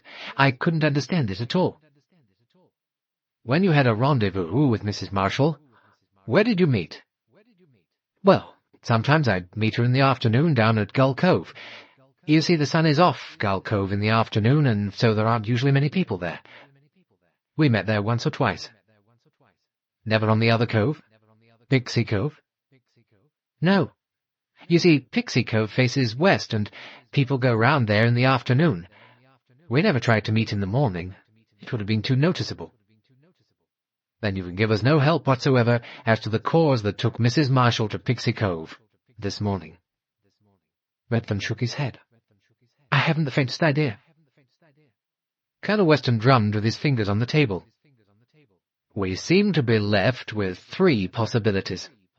An unknown killer who happened to be in the neighborhood, and that's a pretty tall order. Or one of the 2 people on this island who had a motive for killing her, her husband and your wife. Redfern stared at him. My wife? Christine? Do you mean that Christine had anything to do with this? He got up. You're mad. Quite mad. Christine? Why, it's impossible. It's laughable. All the same, Mr. Redfern, said Weston. Jealousy is a very powerful motive. Women who are jealous lose control of themselves completely. Not Christine, said Redfern. She's not like that.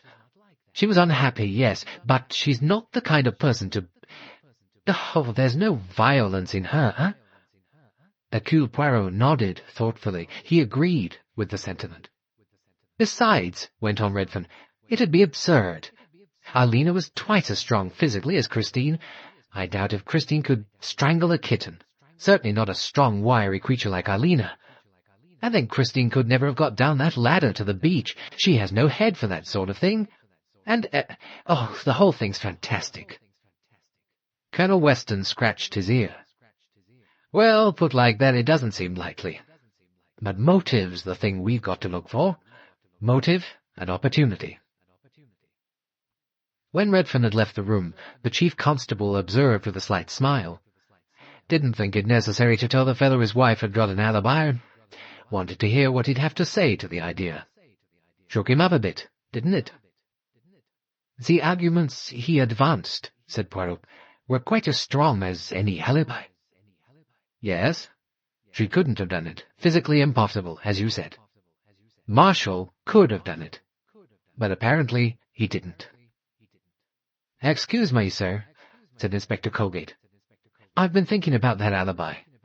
It's possible, you know, if he'd thought this thing out, that those letters were got ready beforehand. Good idea, said Weston. We must look into... He broke off as Christine Redfern entered the room. She was, as always, calm and a little precise in manner. Sit down, Mrs. Redfern. We've got to go through a certain amount of routine, you see, asking everybody for an account of their movements this morning. Christine Redfern nodded. I quite understand. Where do you want me to begin? As early as possible, madame, said Hercule Poirot. What did you do when you first got up this morning? Let me see. On my way down to breakfast, I went into Linda Marshall's room and fixed up with her to go to Gull Cove this morning. We agreed to meet in the lounge at 10:30. And what time was it, asked Poirot, that you went to Mademoiselle Linda's room? Let me see. 8:30. No, a little later. And was Miss Marshall up then? Oh, yes, she'd been out. She said she'd been bathing. And then, said Weston. Then I went down to breakfast. And after breakfast, I went upstairs, collected my sketching box and sketching book, and Linda and I started out. What time was that? I think it was just on 10:30. And what did you do? We went to Gull Cove, you know, the cove on the east side of the island. We settled ourselves there. I did a sketch, and Linda sunbathed. What time did you leave the cove? At 11:45. I was playing tennis at 12 and had to change. You had your watch with you? No, as a matter of fact, I hadn't. I asked Linda the time. I see. And then? I packed up my sketching things and went back to the hotel. And Mademoiselle Linda? Linda? Oh, Linda ran down the beach. I heard her splashing in the waves as I was on the path up the cliff. You are sure of that, madame? That she really entered the sea? She stared at him in surprise. Oh, yes. Colonel Weston also stared at him. And then he said, Go on, Mrs. Redfern. I went back to the hotel, changed, and went to the tennis courts. Captain Marshall, Mr. Gardner, Miss Darnley, and I played 2 sets. We were just going in again when the news came about Mrs. Marshall. Hercule Poirot leant forward. And what did you think, madame, when you heard that news? Were you surprised at the manner of her death? Not perhaps surprised. Shocked, yes. But she was the kind of woman... Poirot finished the sentence for her. The kind of woman to whom such a thing might happen.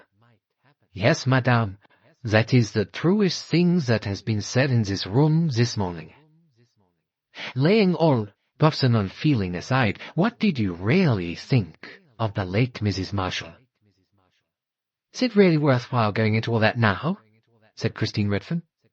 I think it might be, yes. Well, what shall I say? Her fair skin was suddenly suffused with colour. She's the kind of woman that, to my mind, is absolutely worthless. She did nothing to justify her existence. She thought of nothing but men and clothes and admiration. Useless, A parasite, the sort of woman who'd be mixed up with everything sordid. Blackmail, jealousy, violence. She appealed to the worst in people. A single word out of the words she had spoken fastened on Colonel Weston's attention. He leaned forward. "Mrs. Redfern, why, in speaking of her, did you mention the word blackmail?" Christine stared at him. "I suppose because she was being blackmailed." "You know this?" A faint colour rose in the girl's cheeks. "As a matter of fact, I do. I overheard something." "Would you explain, Mrs. Redfern?" Flushing still more, Christine Redfern said, "I didn't mean to overhear. It was an accident. It was 3 nights ago. We were playing bridge. It was very stuffy in the card-room, and I slipped out of the French window for a breath of fresh air. I went down towards the beach, and I suddenly heard voices. One, it was Arlena Marshall's, I knew it at once, said, 'It's no good pressing me. I can't get any more money now. My husband will suspect something.' And then a man's voice said, 'I'm not taking any excuses, you've got to cough up.' And then Arlena Marshall said, 'You blackmailing brute.' And the man said, 'Brute or not, you'll pay up, my lady.'" Christine paused. I had turned back, and a minute after, Arlena Marshall rushed past me. She looked, well, frightfully upset. "And the man?" said Weston. "Do you know who he was?" Christine Redfern shook her head. "He was keeping his voice low. I barely heard what he said. It might have been anybody." When the door had closed behind Christine Redfern, Inspector Colgate said, "Now we're getting somewhere. Somebody in this hotel was blackmailing the lady." "But it is not the wicked blackmailer who lies dead," said Poirot. "It is the victim." "That's a bit of a setback, I agree," said the inspector. "Blackmailers aren't in the habit of bumping off their victims. But it does suggest a reason for Mrs. Marshall's curious behaviour this morning. She'd got a rendezvous with this fellow who was blackmailing her, and she didn't want either her husband or Redfern to know about it." "It certainly explains that point," agreed Poirot. "And this Pixie Cove, it is an ideal spot for a rendezvous. It is deserted. It is only accessible from the land side by descending a vertical steel ladder. Moreover, most of the beach is invisible from above because of the overhanging cliff. And it has another advantage. Mr. Redfern told me of that one day. There is a cave on it, the entrance to which is not easy to find, but where anyone could wait unseen." "Of course," said Weston. "The Pixies' Cave. We'd better have a look inside there." He drew the hotel register towards him. "Now, who might fit as our blackmailer? The American, Gardner, Major Barry, Mr. Horace Blatt, and the Reverend Stephen Lane." "We can narrow it down a bit, sir," said the inspector. "We might almost rule out the American, I think. He was on the beach all the morning. That's so, isn't it, Monsieur Poirot?" "He was absent for a short time," said Poirot, "when he fetched a skein of wool for his wife." "And what about the other three?" "Major Barry went out at 10 o'clock this morning. He returned at 1:30. Mr. Lane was earlier still. He breakfasted at 8. Said he was going for a tramp. Mr. Blatt went off for a sail at 9:30, same as he does most days. Neither of them are back yet." Colonel Weston looked thoughtful. "A sail, eh?" "Might fit in rather well, sir," said the inspector. "Well, we'll have a word with this major bloke, and let me see, who else is there? Rosamond Darnley. And there's the Brewster woman who found the body with Redfern. What's she like, Colgate?" "Oh, a sensible party, sir. No nonsense about her." Colonel Weston nodded. "Let's have 'em all in, and get it over as soon as possible. Never know. Might learn something." Mr. and Mrs. Gardner came into the presence of authority together. Mrs. Gardner explained immediately. "I hope you'll understand how it is, Colonel Weston, but this has been a very bad shock to me, and Mr. Gardner is always very, very careful of my health." Mrs. Gardner, said Mr. Gardner, is very sensitive. Colonel Weston intervened. I understand, Mrs. Gardner, that you and your husband were on the beach all the morning. For once Mr. Gardner was able to get in first. That's so. Did you see Mrs. Marshall at all? We did not, said Mrs. Gardner. And I said to Odell, why, wherever can Mrs. Marshall have got to this morning, and first her husband coming looking for her, and then that good-looking young man, Mr. Redfern, and so impatient he was, sitting there on the beach scowling at everyone and everything. How ever that nice Captain Marshall came to marry such a woman I just cannot imagine. Now, if he'd had any sense, he'd have married Miss Darnley, who's a very, very charming woman.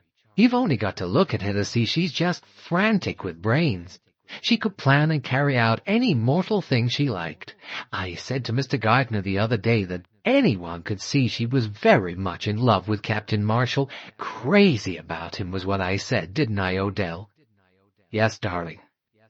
It seems they knew each other as children, and why now, who knows, it may all come right after all with that woman out of the way.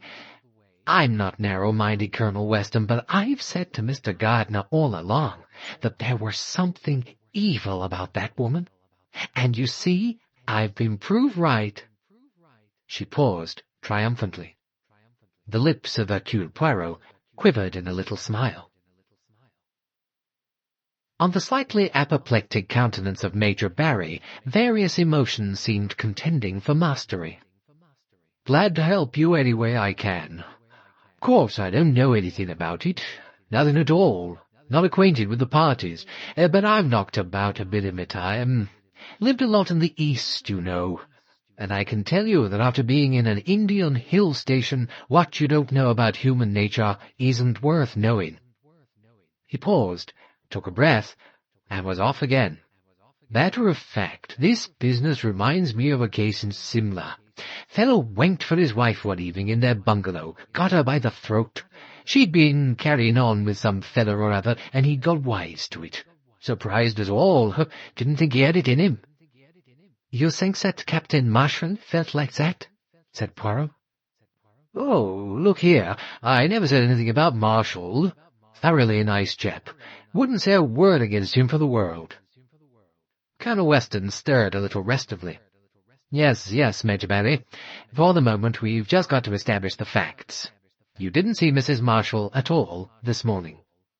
Didn't see anybody this morning. Went over to St. Lou. Just my luck. Sort of place here where nothing happens for months, and when it does, you miss it. The Major's face had a look of ghoulish regret. Colonel Weston prompted him. You went to St. Lou, you say? Yes. Wanted to do some private telephoning. The Major winked cheerfully. Wanted to get through to a pal of mine and get him to put something on a horse. Couldn't get through to him, worse luck. Where did you telephone from? Call box in the GPO at St. Lou. Then on the way back I got lost. These confounded lanes, twisting and turning all over the place. Must have wasted an hour over that at least. Damn confusing part of the world. Well, we got back half an hour ago. Speak to anyone or meet anyone in St. Lou? Asked Colonel Weston. Wanting me to prove an alibi, said Major Barry. Can't think of anything useful. Saw about 50,000 people in St. Lou, but that's not to say they'll remember seeing me. Inspector Colgate manoeuvred the Major out of the door. Coming back, he said, Difficult to check up on anything in St. Lou in the middle of the season. Yes, said the Chief Constable. We can't take him off the list. Not that I seriously believe he's implicated. But check what time he took the car out. Petrol, all that. It's humanly possible that he parked the car somewhere in a lonely spot, walked back here and went to the cove. But it doesn't seem feasible to me. He'd have run too much risk of being seen. Colgate nodded. Of course, there are a good many charabancs here today. Fine day. They start arriving around about 11:30. High tide was at 7. Low tide would be about 1 o'clock. People would be spread out over the sands and the causeway. Yes, said Weston, but they'd have to come up from the causeway past the hotel. Not right past it. He could branch off on the path that leads up over the top of the island. I'm not saying that he mightn't have done it without being seen, said Weston. Practically all the hotel guests were on the bathing beach, except for Mrs. Redfern and the Marshall girl who were down in Gull Cove, and the beginning of that path would only be overlooked by a few rooms of the hotel, and there are plenty of chances against anyone looking out of those windows just at that moment. For the matter of that, I dare say it's possible for a man to walk up to the hotel, through the lounge and out again, without anyone happening to see him. But what I say is, he couldn't count on no one seeing him. But, said Colgate, he could have gone round to the cove by boat. Weston nodded. That's much sounder. If he'd had a boat handy in one of the coves nearby, he could have left the car, rowed or sailed to Pixie Cove, done the murder, rowed back, picked up the car, and arrived back with this tale about having been to St. Lou. Well, I leave it to you, Colgate. Comb the neighbourhood thoroughly. You know what to do. We'd better see Miss Brewster, now. Emily Brewster wasn't able to add anything of material value to what they already knew. However, she said, I expect you to get to the bottom of it. Oughtn't to be difficult. Now, what do you mean by that, Miss Brewster? Well, with a woman of that kind it ought to be easy enough. A bad lot through and through. You've only got to hunt round a bit in her unsavoury past. You did not like her? Said Hercule Poirot. I know a bit too much about her. In answer to the inquiring looks, she went on. My first cousin married one of the Erskines. You've probably heard that that woman induced old Sir Robert, when he was in his dotage, to leave most of his fortune to her, away from his own family. And the family resented that, said Weston. Naturally. His association with her was a scandal anyway, but to leave her a sum like £50,000 shows just the kind of woman she was. I may sound hard, but in my opinion the Arlena Stuarts of this world deserve very little sympathy. I know of something else, too. A young fellow who lost his head about her completely. He'd always been a bit wild. His association with her pushed him over the edge. He did something rather fishy with some shares, solely to get money to spend on her, and only just managed to escape prosecution. That woman contaminated everyone she met. Look at the way she was ruining young Redfern. No, I'm afraid I can't regret her death. Though, of course, it would have been better if she'd drowned herself, or fallen over a cliff. Strangling is rather unpleasant. So you think, said Weston, that the murderer was someone out of her past? Yes, I do. Someone who came from the mainland, with no one seeing him. Why should anyone see him? We were all on the beach. I gather the Marshall child and Christine Redfern were down on Gull Cove, out of the way. Captain Marshall was in his room. Then who on earth was there to see him, except possibly Miss Darnley? Where was Miss Darnley? Sitting up on the cutting at the top of the cliff. Sunny Ledge, it's called. We saw her there, Mr. Redfern and I, when we were rowing round the island. You may be right, Miss Brewster, said Colonel Weston. I'm sure I'm right. When a woman's neither more nor less than a nasty mess, then she herself will provide the best possible clue. Don't you agree with me, Monsieur Poirot? Hercule Poirot looked up. His eyes met her confident grey ones. Oh, yes, I agree with that which you have just said. Arlena Marshall herself is the best, the only clue to her own death. As Emily Brewster left the room, Inspector Colgate looked across at Colonel Weston and Hercule Poirot. She's a determined one, and she got her knife into the dead lady proper, she had. He looked reflective. It's a pity in a way she's got a cast-iron alibi for the whole morning. Did you notice her hand, sir? As big as a man's. And she's a hefty woman, as strong and stronger than many a man, I'd say. His glance at Poirot was almost pleading. And you say she never left the beach this morning, Monsieur Poirot? Slowly Poirot shook his head. My dear Inspector, She came down to the beach before Mrs. Marshall could have reached Pixie Cove, and she was within my sight until she set off with Mr. Redfern in the boat. And that washes her out. Inspector Colgate seemed upset about it. As always, Hercule Poirot felt a keen sense of pleasure at the sight of Rosamond Darnley. She sat down opposite Colonel Weston and turned a grave and intelligent face to him. "Now, Miss Darnley, what were your movements this morning?" "I had breakfasted about 9:30. Then I went up to my room and collected some books and my sunshade and went out to Sunny Ledge. That must have been about 25 past 10. I came back to the hotel about 10 to 12, got my tennis racket and went out to the tennis courts, where I played until lunchtime." "You were in Sunny Ledge from about 10:30 until 10 minutes to 12. "Yes." "Did you see Mrs. Marshall from the cliff as she paddled her float round Pixie Cove?" "No, she must have gone by before I got there." "Did you notice anyone on the sea this morning?" "No, you see I was reading. Of course I looked up from time to time, but the sea was quite bare each time I did so."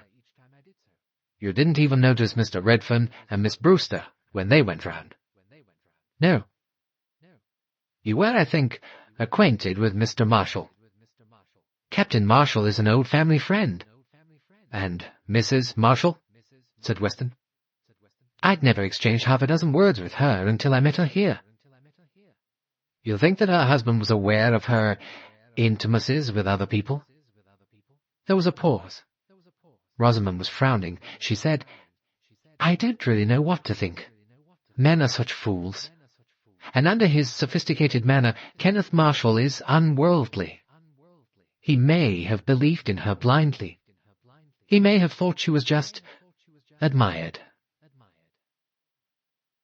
They were standing in the bedroom that had been Arlena Marshall's.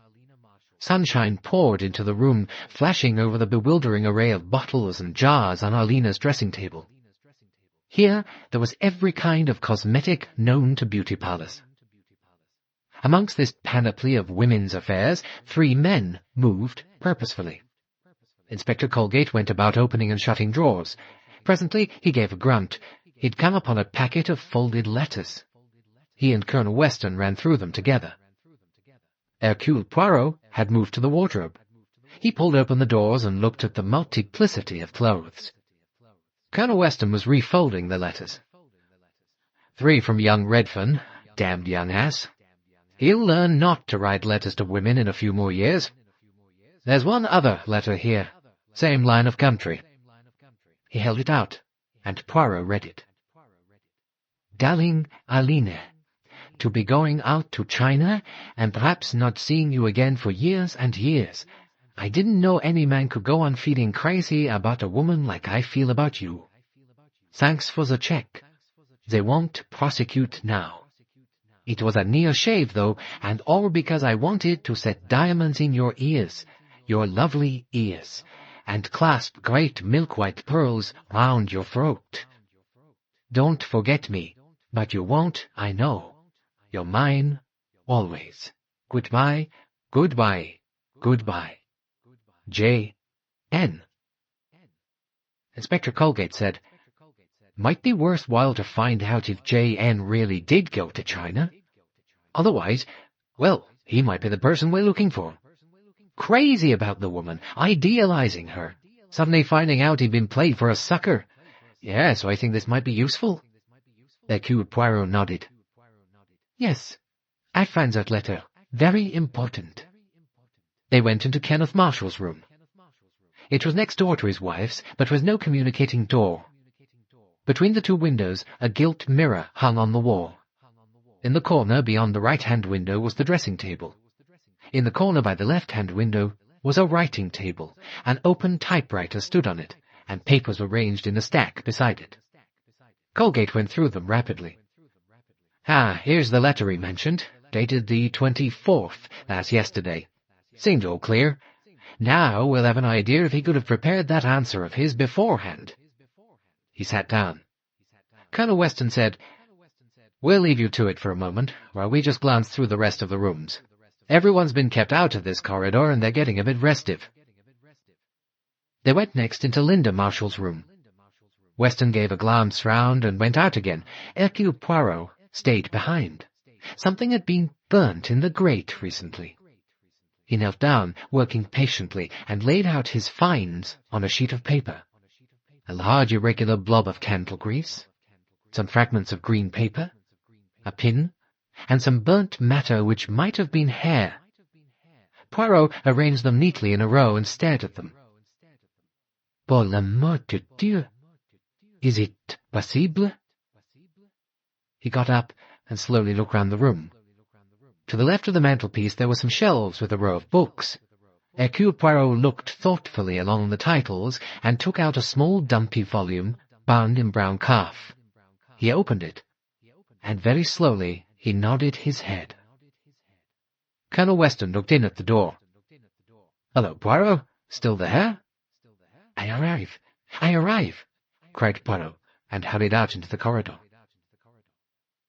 The room next to Linda's was that of the Redferns. Poirot looked into it, but it didn't interest him.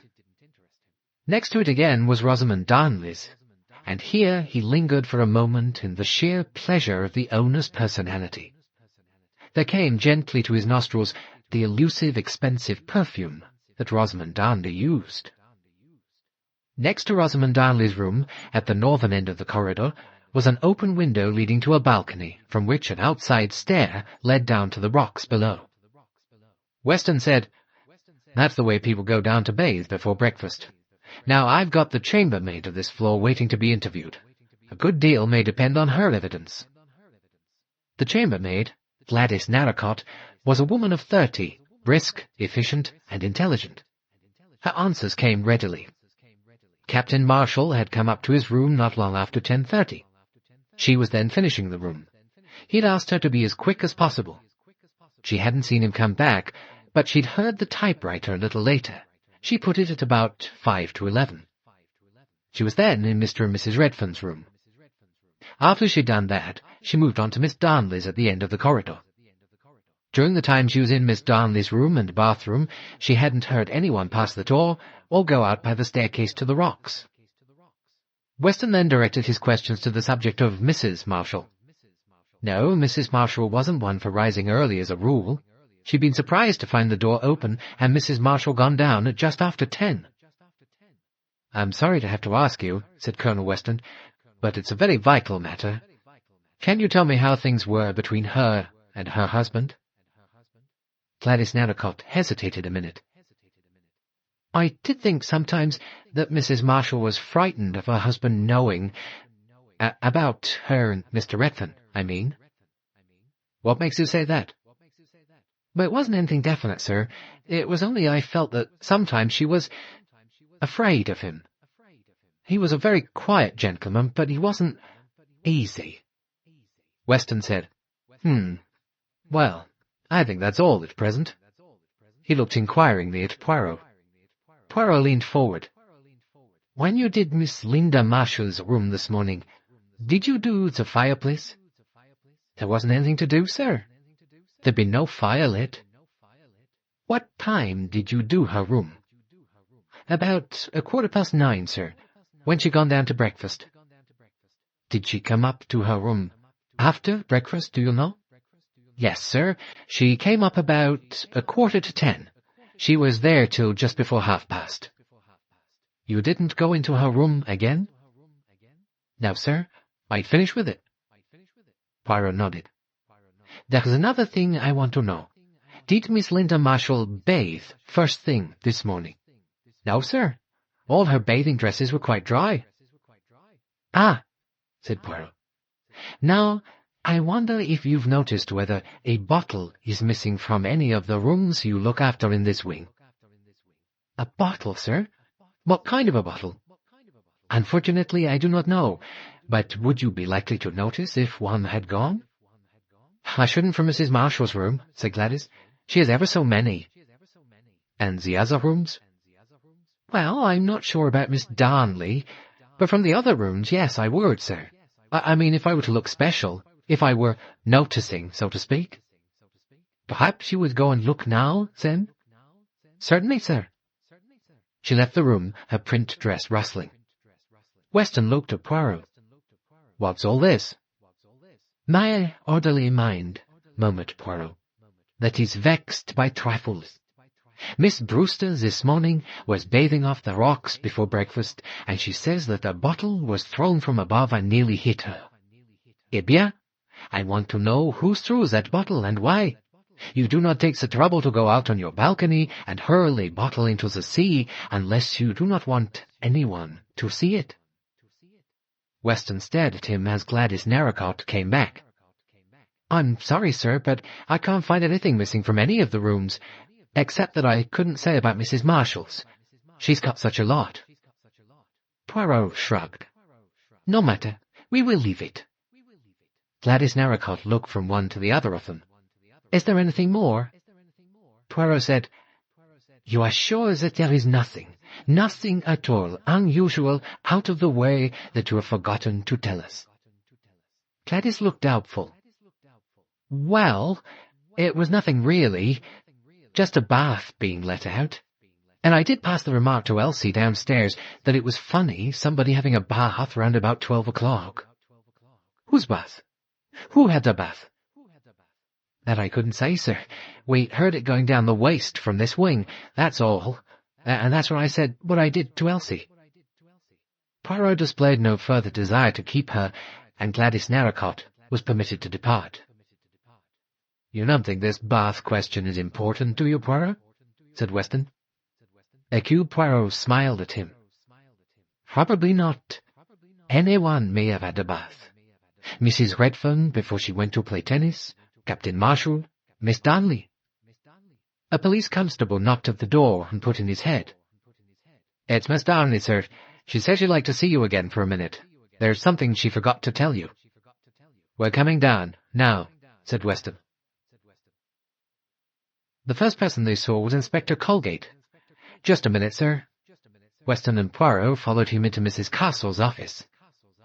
I've been checking up on this typewriting business, said Colgate. Not a doubt of it. It couldn't be done in under an hour. Longer, if you had to stop and think here and there. And look at this letter. He held it out. My dear Marshall, sorry to worry you on your holiday, but an entirely unforeseen situation has arisen over the Burley and Tender contracts, etc., etc., said Colgate. Dated the 24th, that's yesterday. Envelope postmarked yesterday evening, EC1. It was clearly impossible for Marshall to prepare his answer beforehand. Said Weston. That seems to let Marshall out. We'll have to look elsewhere. Now I've got to see Miss Darnley again. I'm frightfully sorry, Rosamond said. Probably isn't worth bothering about, but I told you that I spent the morning lying out on Sunny Ledge. That isn't quite accurate. I hadn't remembered that I went back to the hotel. I'd forgotten my sunglasses. At first I thought I wouldn't bother, but then my eyes got tired and I decided to go in and get them. You went straight to your room and out again? Yes. At least, as a matter of fact, I just looked in on Ken, Captain Marshall. I heard his machine going, and I thought it was so stupid of him to stay indoors typing on such a lovely day, I thought I'd tell him to come out. And what did Captain Marshall say? Rosamond smiled rather shamefacedly. Well, when I opened the door, he was typing so vigorously and looking so concentrated that I just went away quietly. I don't think he even saw me. And that was at what time, Miss Darnley? Just about 11:20. I noticed the clock in the hall as I went out again. As Rosamond left the room, Mrs. Castle poked her elaborate coiffure around the door. I'm sure I hope I'm not intruding, but Mr. Lane, the clergyman, you know, has just returned. Ah, yes. Thanks, Mrs. Castle. We'll see him right away. Stephen Lane strode into the room with his usual vigour. I'm the Chief Constable of the county, Mr. Lane, said Weston. I suppose you've been told what has occurred here? Yes. Oh, yes, terrible. Terrible. Terrible. His thin frame quivered. He said in a low voice, All along, Ever since I arrived here, I have been conscious of the forces of evil close at hand. His burning eyes went to Hercule Poirot. You remember, Monsieur Poirot, our conversation some days ago about the reality of evil? Weston was studying the tall, gaunt figure in some perplexity. He found it difficult to make this man out. Lane's eyes came back to him. The clergyman said with a slight smile, "I dare say that seems fantastic to you, sir. We no longer believe in the devil, but Satan and Satan's emissaries were never more powerful than they are today." Weston said, "Yes, perhaps. That, Mr. Lane, is your province. Mine is more prosaic, to clear up a case of murder." Stephen Lane said, "An awful word. Murder. One of the earliest sins known on earth." He paused, his eyes half closed. Then, in a more ordinary voice, he said, "In what way can I help you?" "Mr. Lane, will you tell me your movements today?" Weston asked. "Willingly. I started off early on one of my usual tramps. Today I went to St. Petrock in the Coombe. That's about 7 miles from here. A very pleasant walk along winding lanes. I took some lunch with me and ate it in a spinney. I visited the church." "Thank you, Mr. Lane. Did you meet anyone on your walk?" "Not to speak to. However," he smiled, "if you want proof of my statement, I wrote my name in the book at the church. You'll find it there." "You didn't see anyone at the church itself, the vicar or the verger?" Stephen Lane shook his head. Colonel Weston said, "You mustn't think we're doubting what you say. Just a matter of checking up on everybody. Just routine, you know." He got up. "Well, we must get on to the cove." "Is that where it happened?" said Lane. Colonel Weston nodded. Can I come with you?" About to return a curt negative, Weston was forestalled by Poirot. "But certainly," said Poirot. "Accompany me there in a boat, Mr. Lane. We start immediately." For the second time that morning, Patrick Redfern was rowing a boat into Pixie Cove. The other occupants were Hercule Poirot, very pale, with a hand to his stomach, and Stephen Lane. Colonel Weston took the land route and arrived on the beach as the boat grounded. A police constable and a plainclothes sergeant were already there. The three from the boat walked up and joined Weston and the others. Sergeant Phillips said, "I think I've been over every inch of the beach, sir." "Good," said the chief constable. "What did you find?" "It's all together here, sir, if you'd like to come and see." A small collection of objects was laid out neatly on a rock. A pair of scissors, 5 bottle tops, a number of used matches, 3 pieces of string, a fragment of a smashed pipe, the drumstick bone of a chicken, and an empty bottle of sun oil. Weston looked down on the objects. "Rather moderate for a beach nowadays. Most of these things have been here some time, I should say. The scissors are new, though. Where were they?" "Close by the bottom of the ladder, sir, but also this bit of a pipe stem." Probably dropped by someone going up or down. Nothing to say who they belong to?" "No, sir. Pipe's a good quality briar. Expensive."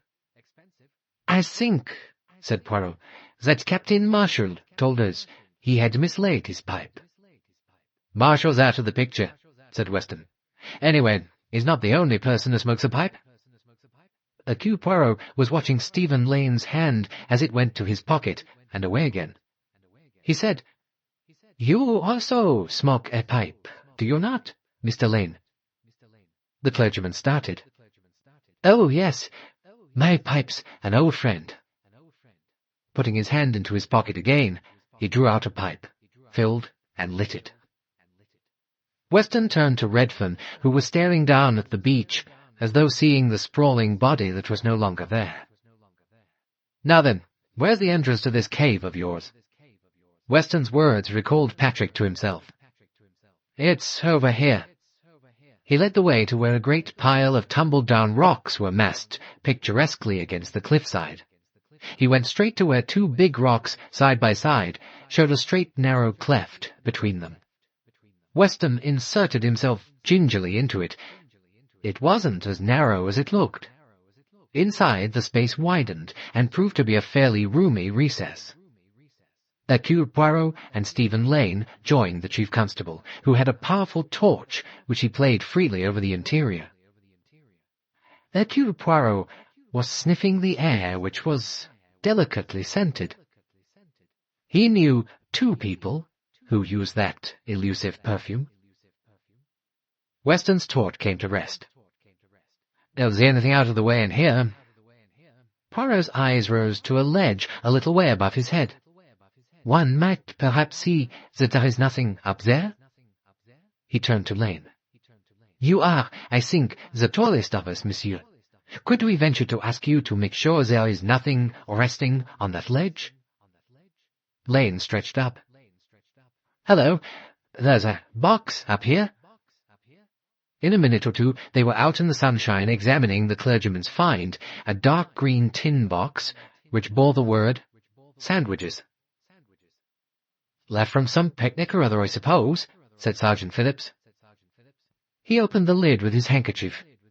Inside were small tin containers marked salt, pepper, mustard, and two larger square tins, evidently for sandwiches. Sergeant Phillips lifted the lid of the salt container. It was full to the brim. He raised the next one. Salt and the pepper one, too.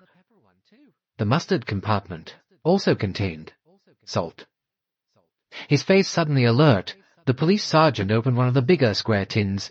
That, too, contained the same white, crystalline powder. Very gingerly, Sergeant Phillips dipped a finger in and applied it to his tongue. His face changed. "This isn't salt, sir. It's some kind of drug." "The third angle," said Colonel Weston. "Dope." They were back at the hotel again. Could the dead woman have been an addict? Poirot shook his head. "I should doubt that. She had a radiant health. No, I do not think she took drugs." "In that case," said Weston, "she may have run into the business accidentally, and was silenced by the people running the show. We'll know presently just what the stuff is. I've sent it to the Neasden laboratories." He broke off as the door opened and Mr. Horace Blatt came briskly into the room. "Just this minute got back and heard the news. You the chief constable? They told me you were in here. My name's Blatt, Horace Blatt. Any way I can help you?" "Don't suppose so. I've been out in my boat since early this morning. Missed the whole blinking show." Mr. Blatt came to anchor in a chair, pulled out a cigarette case, and offered it to Colonel Weston, who shook his head. "I'm an inveterate pipe smoker."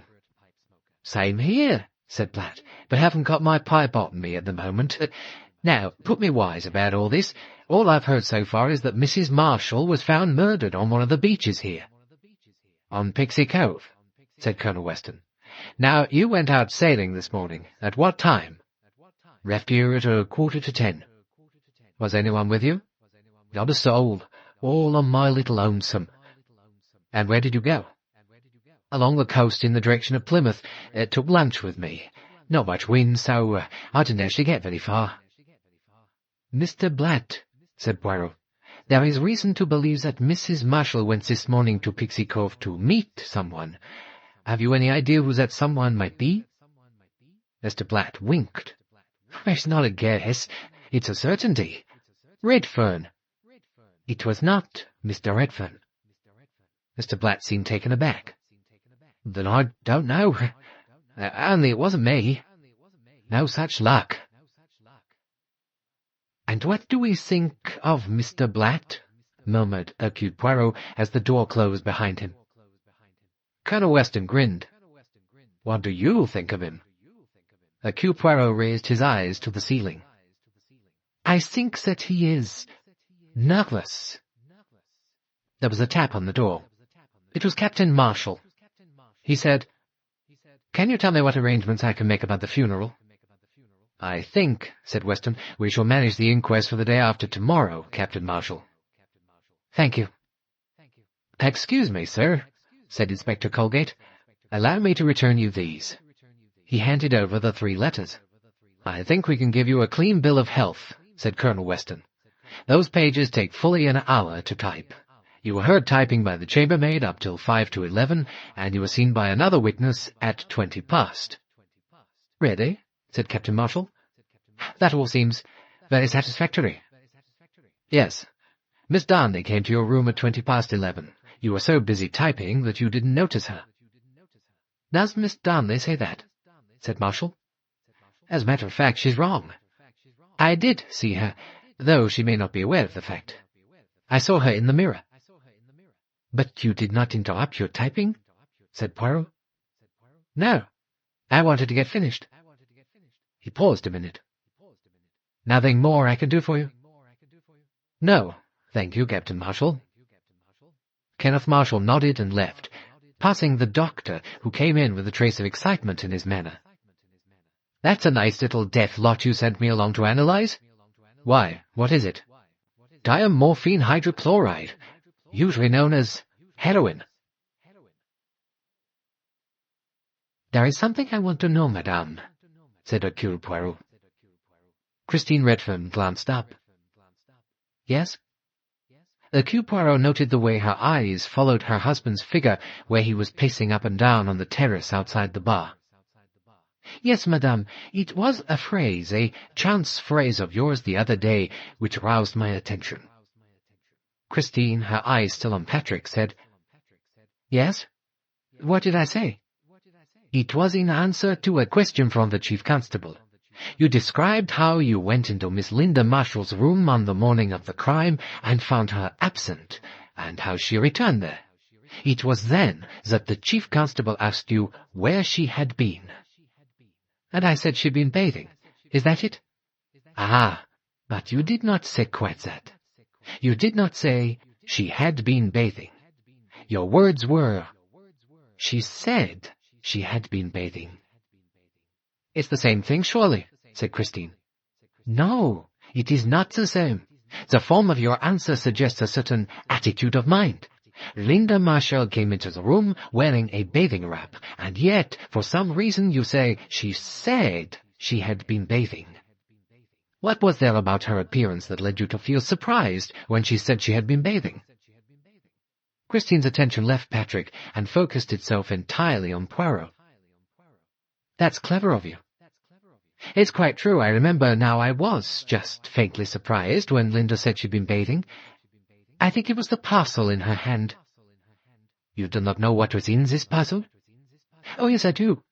The string broke. It was loosely done up, the way they do in the village. It was candles. They were scattered on the floor. I helped her to pick them up." "Ah," said Poirot. "Candles. Did Linda say why she had bought candles?" Christine reflected. "I don't think she did. I suppose it was to read by at night." "But, madame, there is a bedside lamp in perfect order." "Then," said Christine, "I don't know what she wanted them for." Poirot nodded. "Did you notice a calendar in her room, possibly green, with tear-off leaves?" Christine screwed up her eyes in an effort of memory. "A green calendar, rather a bright green. Yes, I have seen a calendar like that, but I can't remember where. It may have been in Linda's room. I can't be sure." Again Poirot nodded. "What are you hinting at, Monsieur Poirot?" For answer, Poirot produced a small volume bound in faded brown calf and silently displayed the title. A History of Witchcraft, Sorcery, and of the Compounding of Untraceable Poisons. "I don't understand. What does all this mean?" Poirot looked grave. "It may mean, madame, a good deal." She looked at him inquiringly, but he didn't go on. Instead, he said, "One more question, madame. Did you take a bath that morning before you went out to play tennis?" Christine stared at him. "A bath? No. I'd have had no time, and anyway, I didn't want a bath, not before tennis. I might have had one after." Poirot nodded. "It is of no importance." Hercule Poirot stood by the table where Mrs. Gardiner was wrestling with a jigsaw. She looked up and jumped. "Why, Monsieur Poirot, how very quietly you came up beside me. Have you just come back from the inquest? You know, the very thought of that inquest makes me so nervous, I don't know what to do. That's why I'm doing this puzzle. I just felt I couldn't sit outside on the beach as usual. As Mr. Gardiner knows, when my nerves are all upset, there's nothing like one of these puzzles for calming me. There now. Where does this white piece fit in? It must be part of the fur rug, but I don't seem to see—" Gently Poirot's hand took the piece from her. "It fits, madame. Here. It is part of the cat." "It can't be. It's a black cat." "A black cat, yes, but you see, the tip of the black cat's tail happens to be white." "So it does. How clever of you. You know, Monsieur Poirot, I've been watching you this last day or two. I would so like to know your methods." "It is a little like your puzzle, madame," said Hercule Poirot. "One assembles the pieces. It is like a mosaic, many colors and patterns, and every strange-shaped little piece must be fitted into its own place." "And are there a great many pieces, Monsieur Poirot?" "Yes, madame. Almost everyone here in this hotel has given me a piece for my puzzle." "You amongst them?" "Me?" "Yes. A remark of yours, madame, was exceedingly helpful. I might say it was illuminating." "Can't you tell me some more, Monsieur Poirot?" "Ah, madame, I reserve the explanations for the last chapter." Hercule Poirot tapped gently on the door of Captain Marshall's room. Inside there was the sound of a typewriter. A curt "Come in" came from the room, and Poirot entered. Captain Marshall's back was turned to him. He was sitting typing at the table between the windows. He did not turn his head, but his eyes met Poirot's in the mirror that hung on the wall directly in front of him. "Well, Monsieur Poirot, what is it?" "A thousand apologies for intruding. You are busy?" "I am rather," said Marshall. "It is one little question that I would like to ask you." "My God," said Marshall, "I'm sick of answering questions." "It is a very simple one," said Poirot. "On the morning of your wife's death, did you have a bath after you finished typing, and before you went out to play tennis?" "Of course I didn't. I'd been bathing in the sea only an hour earlier." "Thank you," said Poirot. "That is all." He withdrew, gently closing the door. "The fellow's crazy," muttered Kenneth Marshall. Just outside the bar, Poirot encountered Mr. Gardiner carrying 2 cocktails, and clearly on his way to where Mrs. Gardiner was ensconced with her jigsaw. He smiled at Poirot in genial fashion. "Care to join us, Monsieur Poirot?" Poirot shook his head. "What did you think of the inquest, Mr. Gardiner?" Mr. Gardiner lowered his voice. "Seemed kind of indeterminate to me. Your police, I gather, have got something up their sleeves." "It is possible," said Hercule Poirot. Mr. Gardiner lowered his voice still further. "I shall be glad to get Mrs. Gardiner away. She's a very, very sensitive woman, and this affair has got on her nerves. She's very highly strung." Hercule Poirot said, "Will you permit me, Mr. Gardiner, to ask you one question?" "Why, certainly, Monsieur Poirot. Delighted to assist in any way I can." "You are a man of the world, a man, I think, of considerable acumen. What, frankly, was your opinion of the late Mrs. Marshall?" Mr. Gardiner's eyebrows rose in surprise. He glanced cautiously round. "Well, Monsieur Poirot, I've heard a few things that have been kind of going around, if you get me, especially among the women." Poirot nodded. "But if you ask me, I'll tell you my candid opinion, which is that that woman was pretty much of a darn fool." Hercule Poirot looked thoughtful. "Now that is very interesting." "So," said Rosamond Darnley, "it's my turn, is it?" "Pardon, mademoiselle?" said hercule Poirot. She smiled. "The other day the chief constable held his inquisition. You sat by. Today I think you are conducting your own unofficial inquiry. I've been watching you. First Mrs. Redfern, then I caught a glimpse of you through the lounge window where Mrs. Gardiner is doing her hateful jigsaw puzzle. Now it's my turn." Hercule Poirot sat down beside her. They were on sunny ledge. Below them the sea showed a deep glowing green. Farther out it was a pale dazzling blue. Poirot said, "You are very intelligent, mademoiselle. I have thought so ever since I arrived here. It would be a pleasure to discuss this business with you." "You want to know what I think about the whole thing?" said Rosamond Darnley. "It would be most interesting." "I think," said Rosamond, "it's really very simple. The clue is in the woman's past." "The past? Not the present?" "Oh, not necessarily the remote past. I look at it like this. Arlena Marshall was fatally attractive to men. It's possible, I think, that she also tired of them rather quickly. Amongst her followers, shall we say, was one who resented that. Oh, don't misunderstand me. It won't be someone who sticks out a mile. Probably some tepid little man, vain and sensitive, the kind of man who broods. I think he followed her down here, waited his opportunity, and killed her." "You mean," said Poirot, "that he was an outsider? That he came from the mainland?" "Yes. He probably hid in that cave until he got his chance." Poirot shook his head.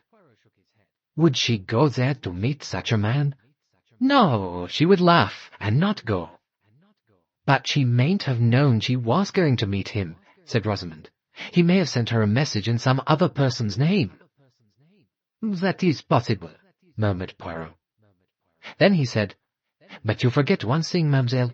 A man bent on murder could not risk coming in broad daylight across the causeway and past the hotel. Someone might have seen him." "They might have, but I don't think that is certain. I think it's quite possible that he could have come without anyone noticing him at all." "It would be possible, yes, that I grant you, but the point is that he could not count on that possibility." "Aren't you forgetting something?" said Rosamond. "The weather." "The weather?" "Yes. The day of the murder was a glorious day, but the day before, remember, there was rain and thick mist. Anyone could come onto the island then without being seen. He'd only to go down to the beach and spend the night in the cave. That mist, Monsieur Poirot, is important." Poirot looked at her thoughtfully for a minute or two. "You know, there is a good deal in what you have just said." Rosamond flushed. "That's my theory, for what it is worth. Now tell me yours." "Ah," said hercule Poirot. He stared down at the sea. "Eh bien, mademoiselle, I am a very simple person. I always incline to the belief that the most likely person committed the crime. At the very beginning, it seemed to me that one person was very clearly indicated." Rosamond's glance hardened a little. She said, "Go on." "But you see," said hercule Poirot, "there is what you call a snag in the way. It seems that it was impossible for that person to have committed the crime." He heard the quick expulsion of her breath. She said, "And so?" Hercule Poirot shrugged his shoulders. "What do we do about it? That is my problem." He paused and then went on, "May I ask you a question?" "Certainly."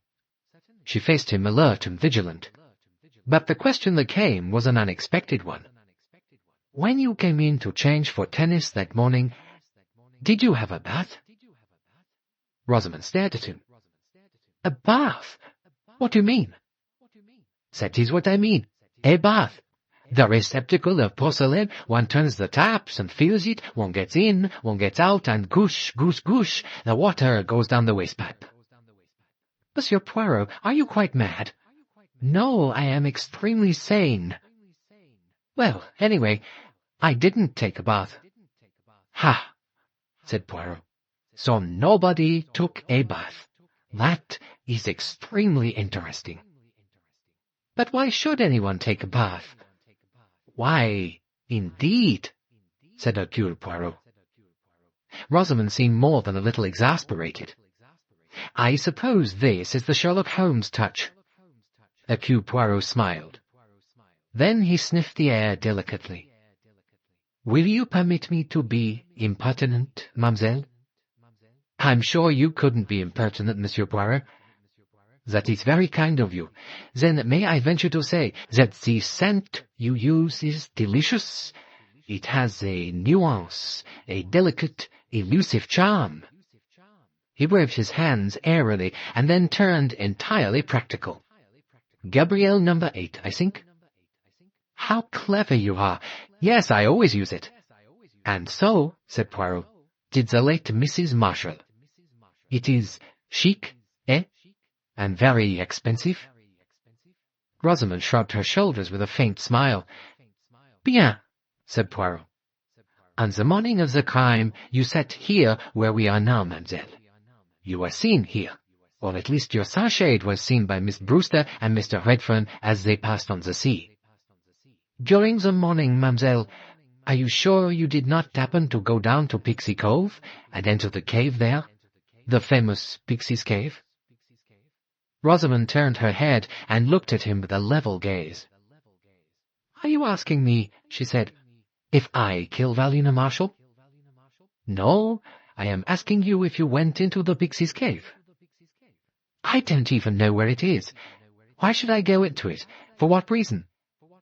On the day of the crime, mademoiselle, somebody had been in that cave who used Gabrielle number 8. Rosamond said, But you just said yourself, Monsieur Poirot, that Arlena Marshall used Gabrielle number 8. She was on the beach there that day. Presumably she went into the cave. Why should she go into the cave?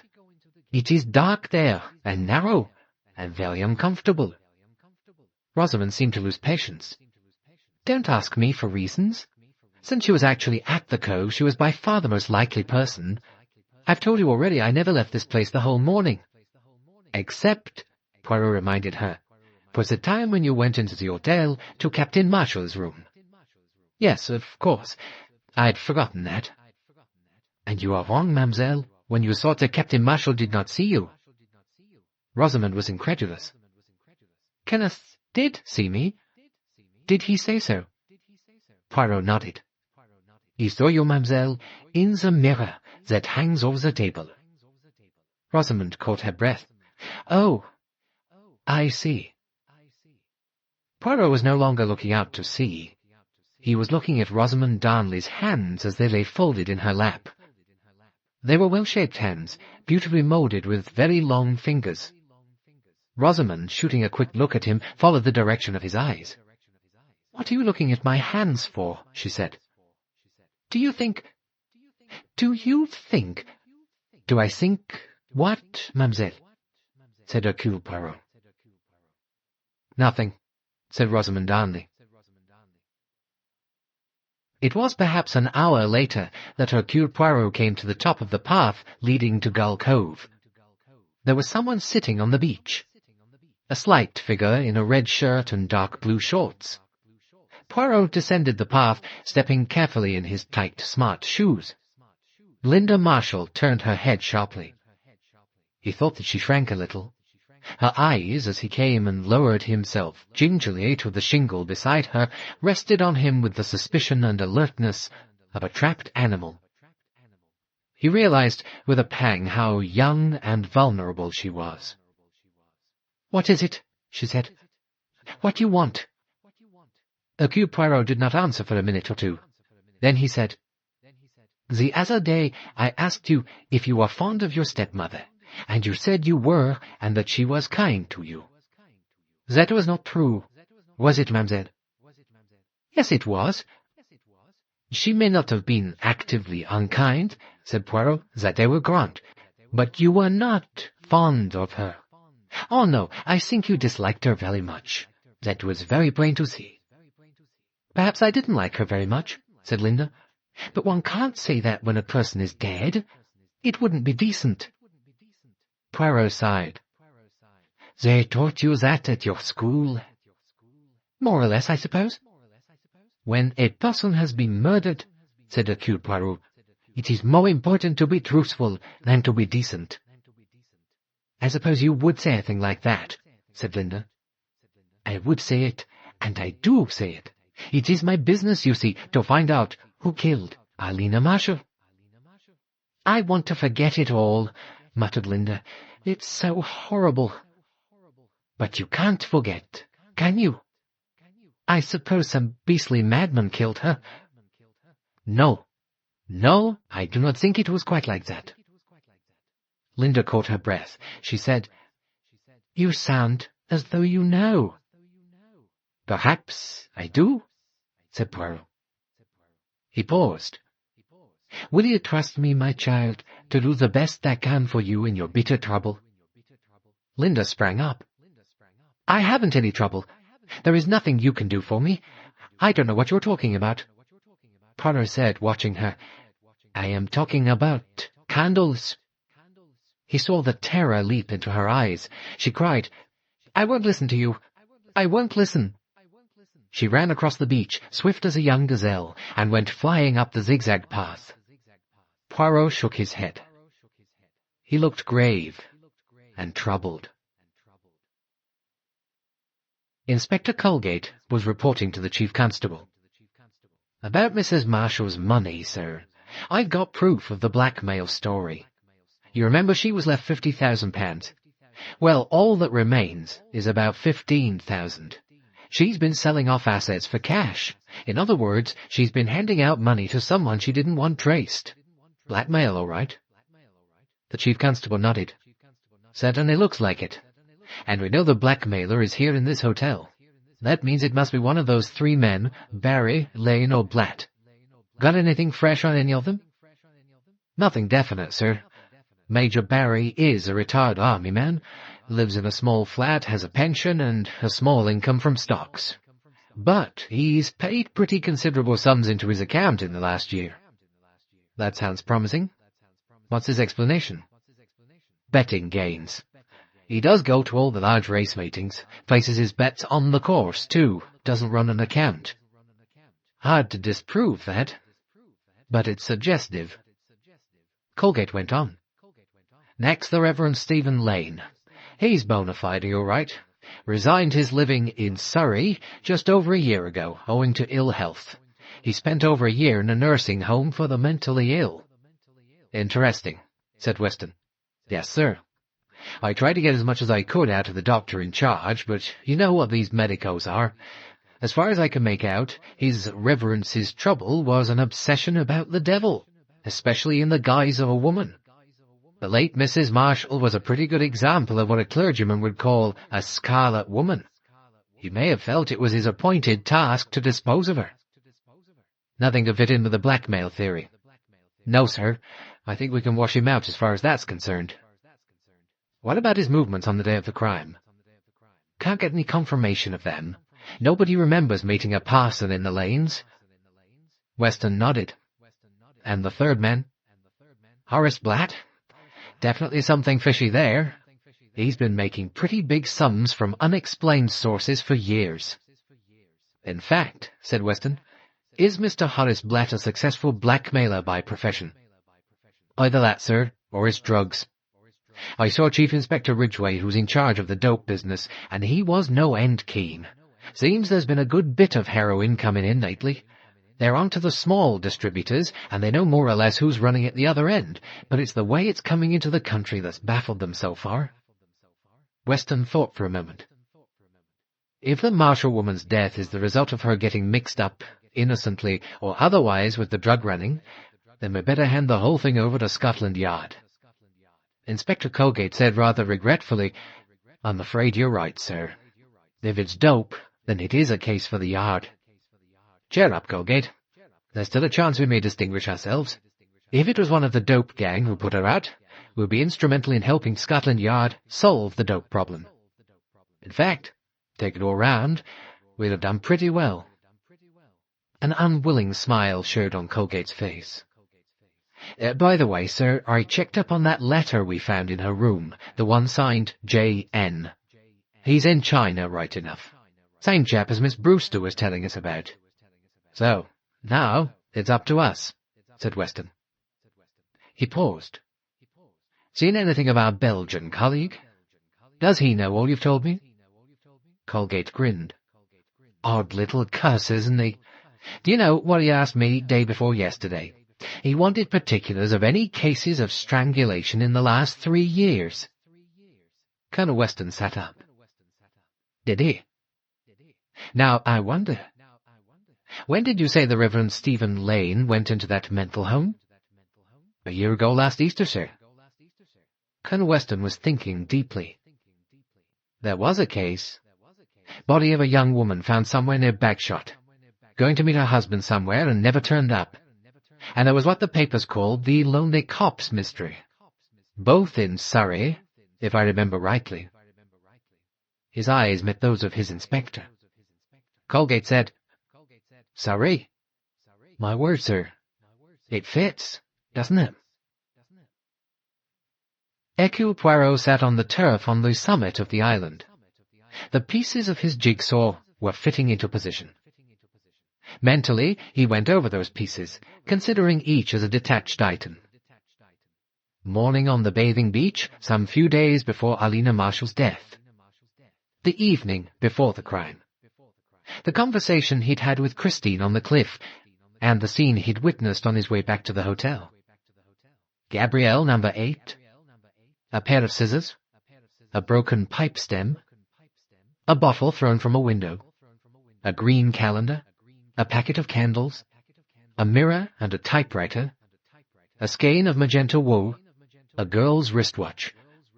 Bathwater rushing down the waste pipe. Each of these unrelated facts must fit into its appointed place. There must be no loose ends. And then with each concrete fact fitted into position, on to the next stop, his own belief in the presence of evil on the island. Evil. He looked down at a typewritten paper in his hands. 1. Nellie Parsons, found strangled in a lonely copse near Chobham. No clue to her murderer ever discovered. 2. Alice Corrigan. He read very carefully the details of Alice Corrigan's death.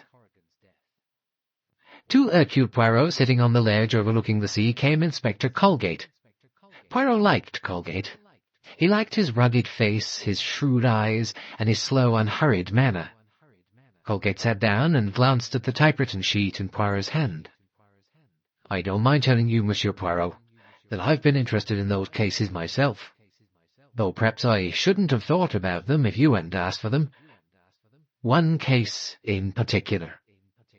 Alice Corrigan? Asked Poirot. Alice Corrigan. I've been on to the Surrey police about that case. Wanted to get all the ins and outs of it. Tell me, my friend. I am interested. Very interested. I thought you might be. Alice Corrigan was found strangled on Blackridge Heath, not 10 miles from where Nellie Parsons was found. And both places are within 12 miles of Whiteridge, where Mr. Lane was vicar. Tell me more about Alice Corrigan, said Poirot. The Surrey police didn't at first connect her death with that of Nellie Parsons because they'd pitched on Alice's husband as the guilty party. Not much was known about him. Alice had married him against her parents' wishes, and she'd insured her life in his favour. All that was enough to raise suspicion. Poirot nodded. But when it came down to brass tacks, said Colgate, the husband was washed right out of the picture. The body was discovered by one of these women hikers, games mistress at a school in Lancashire. She noted the time when she found the body. It was exactly 4:15. Then she tramped across country to Bagshot police station, where she reported the death. Now, from 3 o'clock to 4:10, Edward Corrigan was in the train coming down from London, where he'd been on business. 4 other people were in the carriage with him. From the station he took the local bus. 2 of his fellow passengers travelled by it also. He got off at the Pine Ridge Cafe, where he'd arranged to meet his wife for tea. Time then was 4:25. He ordered tea for them both, but said not to bring it till she came. Then he walked about outside, waiting for her. When by 5 o'clock she hadn't turned up, he got alarmed.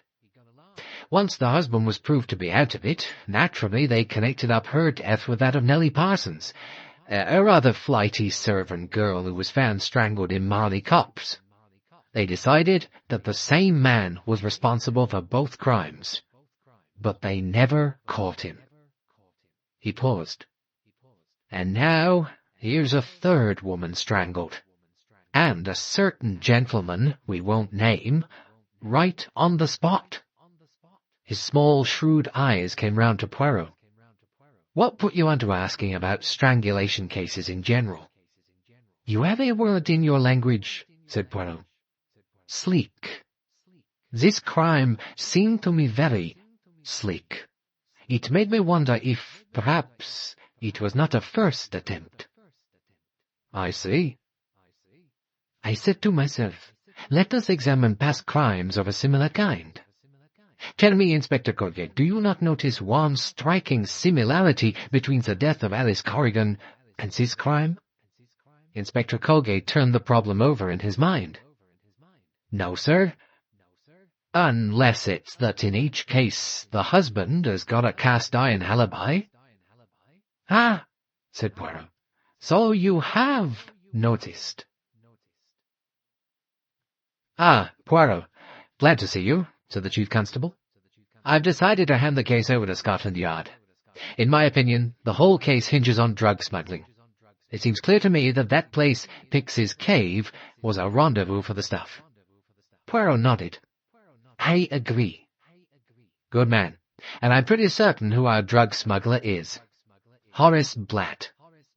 Again, Poirot assented. That too is indicated. I see our minds have worked the same way, said Weston. Blatt used to go sailing in that boat of his, most of the time alone. He had some rather conspicuous red sails on that boat, but we found white sails as well stowed away. I think he sailed out to an appointed spot, was met by another boat, and the stuff was handed over. Then Blatt would run ashore into Pixie Cove at a suitable time of day. Poirot smiled. Yes, yes, before the afternoon sun is on it and the visitors appear. The Chief Constable nodded. Quite. Blatt ran ashore there and stowed the stuff on that ledge in the cave. Somebody else picked it up in due course. Poirot murmured, Visitors come over to Smuggler's Island, they order lunch in the hotel, but they walk around the island first. How easy to descend to the beach, pick up the sandwich box, and return for lunch to the hotel. Exactly, said Weston. Now these drug organizations are pretty ruthless. If anyone blundered in, they wouldn't make any bones about silencing that person. I think that's the explanation of Arlena Marshall's death. Suppose on that morning Blatt was actually at the cove stowing the stuff away. Arlena arrives on her float and sees him. She asks him about it, and he kills her then and there, and sheers off in his boat as quick as possible. You think definitely that Blatt is the murderer? Said Poirot. It's the most probable solution. Of course, Arlena might have got onto the truth earlier, said something to Blatt about it, and some other member of the gang fixed a fake appointment with her and did her in. As I say, I think the best course is to hand the case over to Scotland Yard. You think that's the wise thing to do, eh? Poirot was thoughtful. He said at last, It may be. Dash it all, Poirot. Have you got something up your sleeve? If I have, I am not sure that I can prove it. So, what do you feel ought to be done? Poirot seemed lost in thought. At last he said, I know what I should like to do. Yes? I should like to go for a picnic. A picnic, Monsieur Poirot? Emily Brewster stared at him as though he were out of his senses. It sounds to you, does it not, very outrageous, said Poirot. But indeed it seems to me a most admirable idea. We need something of the everyday to restore life to the normal. It will, how shall I say, cheer everybody up. So, aid me in this matter. Persuade everyone. The idea met with unexpected success. Everyone was at first dubious, and then grudgingly admitted it might not be such a bad idea after all. It wasn't suggested that Captain Marshall should be asked. He had himself announced that he had to go to Plymouth that day. Major Barry had refused firmly. He didn't like picnics. The party assembled at 10 o'clock. 3 cars had been ordered. At the last minute, Rosamond Darnley came down looking concerned. "Linda's not coming. She says she's got a frightful headache." "But it will do her good to come," cried Poirot. "Persuade her, mademoiselle." "It's no good. She's absolutely determined. I've given her some aspirin and she's gone to bed." The 3 cars drove off under Hercule Poirot's directions to a place where a short walk from the car, down a hillside of heather, led to a delightful spot by a small river. A narrow plank bridge spanned the river, and Mrs. Gardiner was induced by Poirot and her husband to cross it to where a delightful heathery spot looked ideal for a picnic lunch. Talking volubly about her sensations when crossing on a plank bridge, Mrs. Gardiner sank down on the heather. Suddenly there was a slight outcry. The others had run across the bridge lightly enough, but Emily Brewster was standing in the middle of the plank, her eyes shut, swaying to and fro. Poirot and Patrick Redfern rushed to the rescue. Emily Brewster was gruff and ashamed. Thanks. Sorry. Never was good at crossing running water. Get giddy. Stupid. Giddy." Lunch was spread out, and the picnic began. All the people concerned were secretly surprised to find how much they enjoyed this interlude. It was, perhaps, because it afforded an escape from an atmosphere of suspicion and dread. After lunch, it was quite a grateful party of people who packed up the picnic baskets and congratulated Hercule Poirot on his good idea. On their return, a chambermaid came out of the hotel to greet them. Hercule Poirot recognized her as Gladys Narracott. She hesitated for a moment, then came swiftly up to Christine Redfern. "Excuse me, madam, but I'm worried about Miss Marshall. I took her up some tea just now, and I couldn't get her to wake, and she looks so odd, somehow." Christine looked round helplessly. Poirot was at her side in a moment. "We will go up and see." They hurried up the stairs and along the passage to Linda's room. One glance at her was enough to tell them both that something was very wrong. She was an odd colour, and her breathing was hardly perceptible. Poirot's hand went to her pulse. At the same time, he noticed an envelope stuck up against the lamp on the bedside table. It was addressed to himself. Captain Marshall came quickly into the room, and Hercule Poirot turned from the bed. "Get a doctor as quickly as you possibly can, but I'm afraid it may be too late." He took the envelope and ripped it open. Inside were a few lines of writing. "I think this is the best way out. Ask father to try and forgive me. I killed Arlena.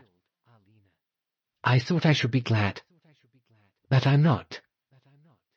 I am very sorry for everything." They were assembled in the lounge.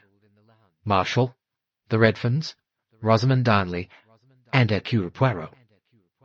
They sat there silent, waiting. The door opened, and Dr. Neasden came in. "I've done all I can. She may pull through, but I am bound to tell you, there's not much hope." He paused. Marshall, his face stiff, his eyes a cold, frosty blue, asked, "How did she get hold of the stuff?" Christine said, "My sleeping tablets. I gave her one the night after it happened. She told me she couldn't sleep. I remember her saying, 'Will one be enough?' And I said, oh yes, they were very strong, that I'd been cautioned never to take more than 2 at most." Neasden nodded. "She made pretty sure. Took 6. Christine sobbed. "She's dying, and it's my fault." Kenneth Marshall stirred in his chair. You can't blame yourself. Linda knew what she was doing. Perhaps it was best. He looked down at the crumpled note in his hand, the note that Poirot had silently handed to him. Rosamond Darnley cried out, "I don't believe Linda killed her. Surely it's impossible on the evidence." The door opened, and Colonel Weston came in. Dr. Neasden took the note from Marshall and handed it to the chief constable, who read it. "But this is absolute nonsense," he said. "It's impossible. Isn't it, Poirot?" Hercule Poirot moved for the first time. "No," he said. "I am afraid it is not impossible." "But I was with her that day, Monsieur Poirot," said Christine Redfern. "I was with her up to 11:45. I told the police so." "Your evidence, it gave her an alibi, yes. But what was your evidence based on? It was based on Linda Marshall's own wristwatch. You do not know of your own knowledge that it was 11:45 when you left her. You only know that she told you so." She stared at him, stricken. "Now think, madame. When you left the beach, did you walk back to the hotel fast or slow?" Well, fairly slowly, I think. You see, I was considering leaving here, just going away, without telling my husband. I was very unhappy just then, you see. I woke up from a kind of dream just outside the hotel and hurried in, thinking I should be very late. But when I saw the clock in the lounge, I realized I had plenty of time." "Exactly," said Hercule Poirot. He turned to Marshall. "I must now describe to you certain things I found in your daughter's room after the murder.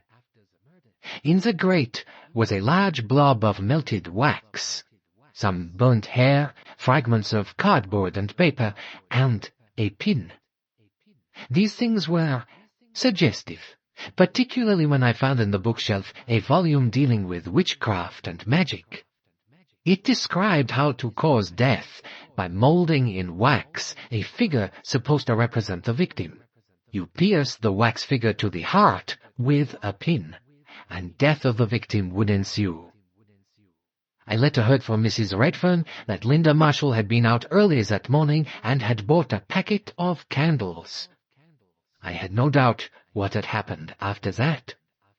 Linda had made a crude figure of the candle wax, possibly adorning it with a snip of Arlena's red hair to give the magic force, had then stabbed it to the heart with a pin, and finally melted the figure away by lighting cardboard under it. It was crude, childish, superstitious, but it revealed one thing: the desire to kill. But had there been more than a desire? Could Linda Marshall have actually killed her stepmother? It seemed as though she had a perfect alibi. But, as I have just pointed out, the time evidence was supplied by Linda herself. She could easily have declared the time to be a quarter of an hour later than it really was. It was quite possible, once Mrs. Redfern had left the beach, for Linda to follow her up and then strike across the narrow neck of land to the ladder, hurry down it, meet her stepmother there, strangle her, and return up the ladder before the boat containing Miss Brewster and Patrick Redfern came in sight. She could then go back to Gull Cove, take her bathe, and return to the hotel at her leisure. But that entailed two things. She must have definite knowledge that Arlena Marshall would be at Pixie Cove, and she must be physically capable of the deed. Well, the first was quite possible, if Linda Marshall had written a note to Arlena herself in someone else's name. As to the second, Linda has very large, strong hands. There was one other small point. Linda Marshall's mother had actually been accused and tried for murder. Kenneth Marshall lifted his head. She was also acquitted. She was acquitted, agreed Poirot. And, said Marshall, I don't believe that Linda killed Arlena. It's ridiculous. Absurd. Poirot said, Do you believe that letter, then, to be a forgery? Marshall held out his hand, and Weston gave it to him. Marshall studied it attentively. No, he said. Linda did write this. Then, said Poirot, there are only two explanations. Either she was telling the truth, or she wrote it deliberately to shield someone else, whom she feared was suspected. You mean me, said Kenneth Marshall. But she knew that the police had accepted my alibi and turned their attention elsewhere. And supposing, said Poirot, that it was not so much that she thought you were suspected, as that she knew you were guilty. Marshall stared at him. That's absurd. I wonder. There are, you know, several possibilities about Mrs. Marshall's death. There is the theory that she was being blackmailed, and that the blackmailer killed her. There is the theory that Pixie Cove was being used for drug running, and that she was killed because she accidentally learned something about that. A third possibility is that she was killed by a religious maniac. And there is a fourth. You stood to gain a lot of money by your wife's death, Captain Marshall. I've just told you. Yes, I agree that it is impossible that you could have killed your wife if you were acting alone. But supposing someone helped you. What the devil do you mean? The quiet man was roused at last. He half rose from his chair. I mean that this is not a crime that was committed single-handed. Two people were in it. It is quite true that you could not have typed that letter and at the same time gone to the cove. But there would have been time for you to have jotted it down, and for someone else to have typed it in your room, while you yourself were absent on your murderous errand. Hercule Poirot looked towards Rosamond Darnley. Miss Darnley states that she left Sunny Ledge at 11:10, and saw you typing in your room. But just about that time, Mr. Gardner went up to the hotel to fetch a skein of wool for his wife. He did not meet Miss Darnley or see her. That is rather remarkable. It looks as though either Miss Darnley never left Sunny Ledge, or else she had left it much earlier and was in your room typing industriously. Another point. You stated that when Miss Darnley looked into your room at 11:15, you saw her in the mirror. But on the day of the murder, your typewriter and papers were all on the writing desk across the corner of the room, whereas the mirror was between the windows. So, that statement was a deliberate lie. Later, you moved your typewriter to the table under the mirror so as to substantiate your story. But it was too late. I was aware that both you and Miss Darnley had lied. Rosamond Darnley spoke. How devilishly ingenious you are. Hercule Poirot said, raising his voice, but not so devilish and so ingenious as the man who killed Arlena Marshall. Think back for a moment. Who did everybody think that Arlena Marshall had gone to meet that morning? We all jumped to the same conclusion. Patrick Redfern. It was not to meet a blackmailer that she went. Her face alone would have told me that. Oh no, I was quite sure it was a lover she was going to meet. But a minute later, Patrick Redfern appeared on the beach and was obviously looking for her. So, what then? Some devil used my name, said Patrick Redfern. You were obviously upset and surprised by her non-appearance. Almost too obviously, perhaps. It is my theory, Mr. Redfern, that she went to Pixie Cove to meet you, and that she did meet you, and that you killed her there as you had planned to do. Patrick Redfern stared. Are you daft? I was with you on the beach until I went round in the boat with Miss Brewster and found her dead.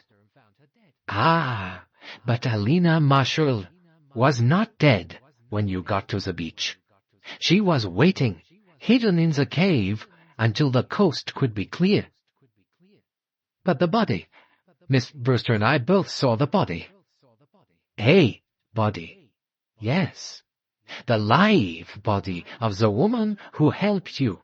Her arms and legs stained with tan, her face hidden by a green cardboard hat. Christine, your wife. No, possibly not your wife, but still your partner. Helping you to commit this crime as she helped you to commit that crime in the past, when she discovered the body of Alice Corrigan at least 20 minutes before Alice Corrigan was killed by her husband, Edward Corrigan. You. Christine spoke. Be careful, Patrick. Don't lose your temper. You will be interested to hear, said Poirot, that both you and your wife, Christine, were easily recognized and picked out by the Surrey police from a group of people photographed here. They identified you both at once as Edward Corrigan and Christine Deverill, the young woman who found the body. Patrick Redfern had risen. His handsome face was transformed, suffused with blood, blind with rage. It was the face of a killer. We were sitting out here, said Poirot, talking of sun-tanned bodies lying like meat on a slab. It was then that I reflected how little difference there was between one body and another. 2 brown legs, 2 brown arms, a little piece of bathing suit in between. It was that day that we spoke of evil. Evil under the sun, as Mr. Lane put it. Mr. Lane is a very sensitive person. Evil affects him. But he did not really know where the evil was. To him, evil was focused in the person of Arlena Marshall, and practically everyone present agreed with him. But, to my mind, though evil was present, it was not centralized in Arlena Marshall at all. I saw in Arlena Marshall a predestined prey for an unscrupulous man of a certain type. In Patrick Redfern, with his good looks, his easy assurance, his undeniable charm for women, I recognized at once that type. The adventurer who makes his living one way or another out of women. Looking on, I was quite certain that Arlena was Patrick's victim, not the other way about. Arlena had recently come into a large sum of money, left her by an elderly admirer who had not had time to grow tired of her. She was the type of woman who is invariably defrauded of money by some man or other. Miss Brewster mentioned a young man who had been ruined by Arlena, but a letter from him, though it expressed a wish, which cost nothing, to cover her with jewels, in actual fact acknowledged a check from her, through which he hoped to escape prosecution. A clear case of a young waster sponging on her. I have no doubt that Patrick Redfern found it easy to induce her to hand him large sums from time to time for investment. Once Captain Marshall found out what had happened to his wife's fortune, Patrick Redfern might expect short shrift, but that did not worry him, because he contemplated quite calmly doing away with her, when he judged it necessary. He had already got away with one murder, that of a young woman whom he had married in the name of Corrigan, and whom he had persuaded to insure her life for a large sum.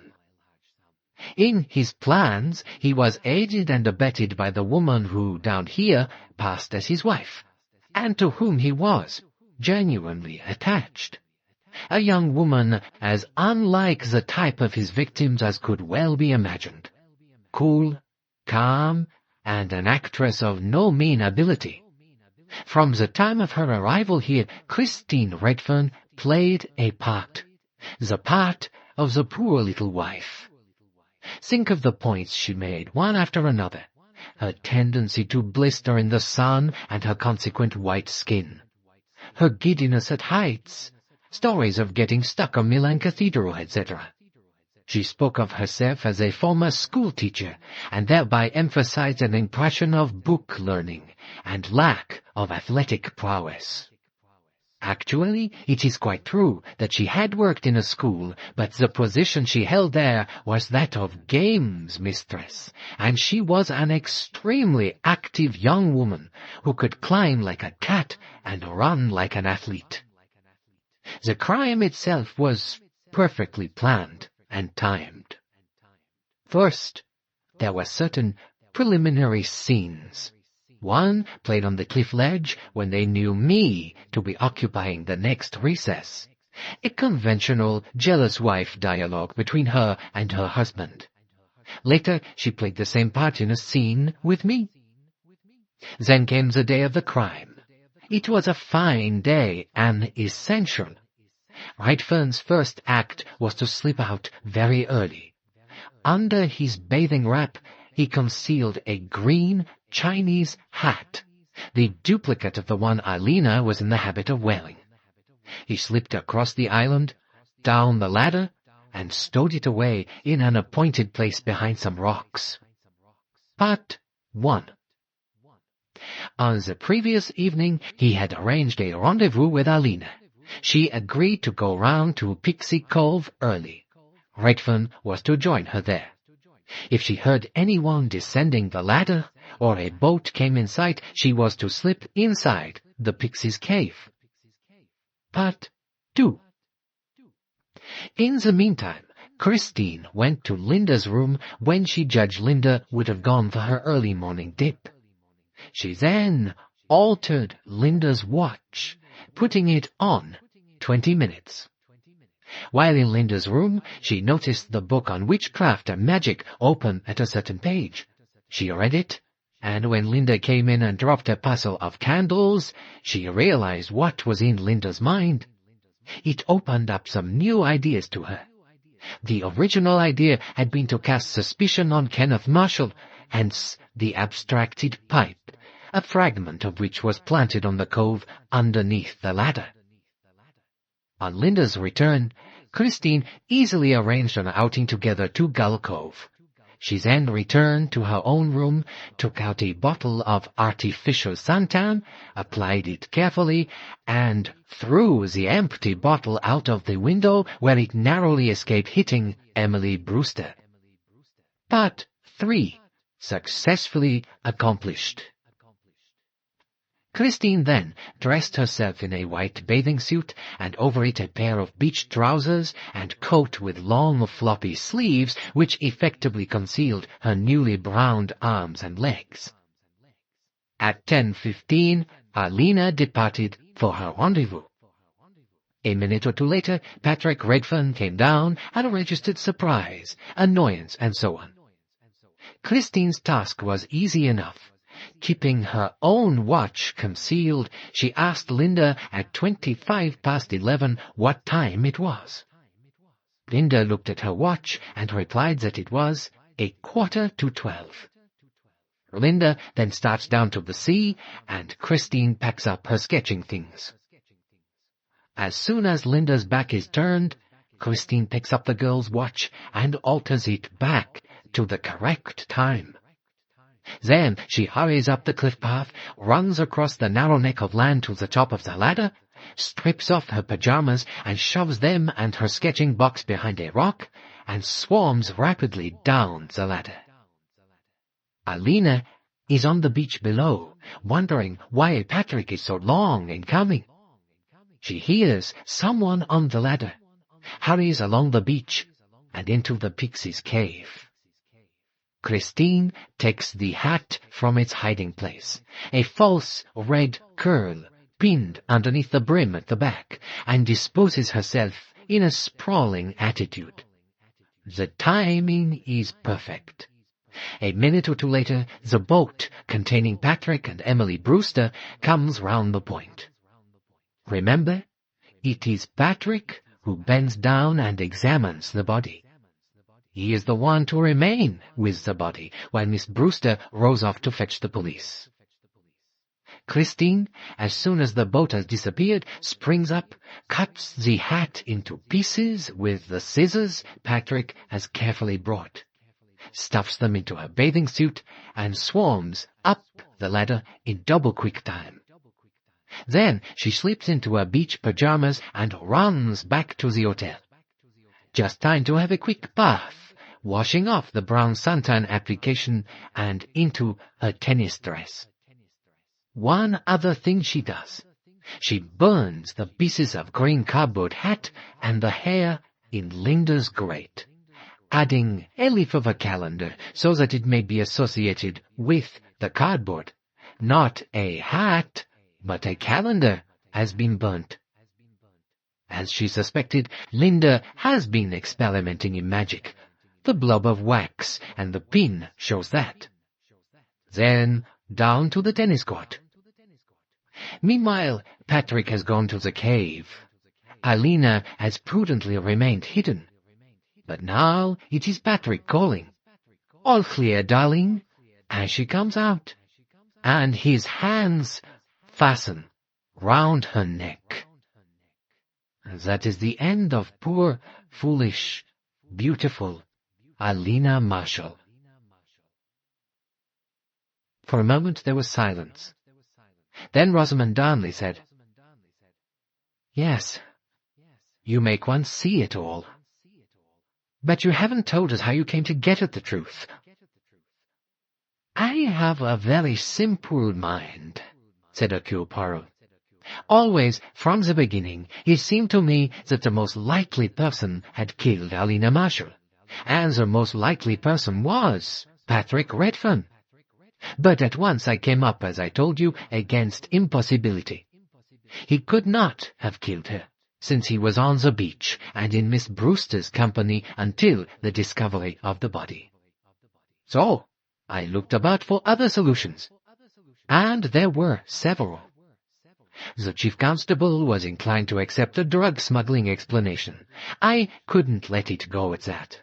I had, you see, a collection of jigsaw puzzle pieces.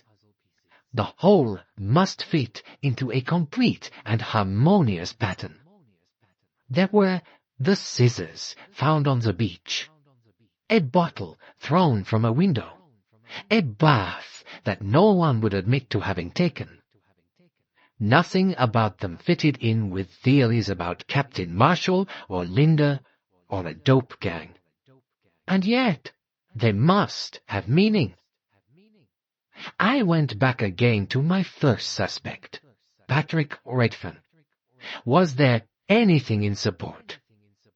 Yes, the fact that a very large sum of money was missing from Arlena's account. The blackmailer story had never rung true to my mind, and yet there had been that conversation overheard. Ah, but by whom? Patrick Redfern's wife. Patrick and Christine Redfern. The two of them were in it together. The body, the bath, the scissors. I had my mosaic now, each piece beautifully fitted into its place. But I had no definite proof. It was all in my mind. It was then that an idea came to me. There was an assurance, a slickness about the crime. It was remotely possible that this was not Patrick Redfern's first killing. I asked Inspector Colgate for a list of women victims of strangulation. In Alice Corrigan's death, I found exactly what I was looking for. In essence, the same method. Juggling with time. A murder committed not, as is the usual way, before it is supposed to have happened, but afterwards. A body supposedly discovered at 4:15. A husband with an alibi up to 25 past. What really happened? It was said that Edward Corrigan arrived at the cafe, found his wife not there, ordered tea, and walked about outside waiting for her. Actually, of course, he ran full speed to Caesar's Grove, killed her, and returned to the cafe. The girl hiker who reported the crime was a most respectable young lady, games mistress in a well-known girls' school. Apparently she had no connection with Edward Corrigan. As in this case, the time of death was accepted without question. I made one final test. I must know definitely if Mrs. Redfern was a liar. I arranged our little excursion to Dartmoor. If anyone has a bad head for heights, they are never comfortable crossing a narrow bridge over running water. Miss Brewster, a genuine sufferer, showed giddiness. But Christine Redfern, unconcerned, ran across without a qualm. It was a small point, but it was a definite test. If she had told one unnecessary lie, then all the other lies were possible. "Rosamond," said Kenneth Marshall, "did you get some extraordinary idea into your head that I had killed Arlena?" Rosamond looked rather shamefaced. "Well, yes. And your alibi seemed a bit on the light side. That's when I decided to take a hand and made up that silly story about seeing you typing in your room. And when I heard that you said you'd seen me look in, well, that made me quite sure you'd done it." Kenneth Marshall sighed. "Don't you realize? I said I'd seen you in the mirror in order to back up your story. I thought you needed it corroborated." Rosamond stared at him. "You don't mean you thought I killed your wife?" Kenneth Marshall shifted uneasily. "But what earthly motive do you think I had to kill Arlena?" He mumbled something. "You massive conceit!" cried Rosamond. "Did you think I killed her out of altruism on your behalf, or because I wanted you myself?" "Not at all," said Kenneth Marshall. "But you seem to care what happened to me." "I've always cared about that," said Rosamond. A faint smile curved her mouth. "Now, Ken, are you going to ask me to marry you at once, or are you determined to wait 6 months? How the devil did you know I'd fix 6 months as the proper time?" "I suppose because it is the proper time. But I'd rather have something definite now, please. Because in the intervening months you may come across some other persecuted female and rush to the rescue." He laughed. "We'll live in the country," he said. "All my life," said Rosamond, "I've wanted to live in the country with you. Now, it's going to come true."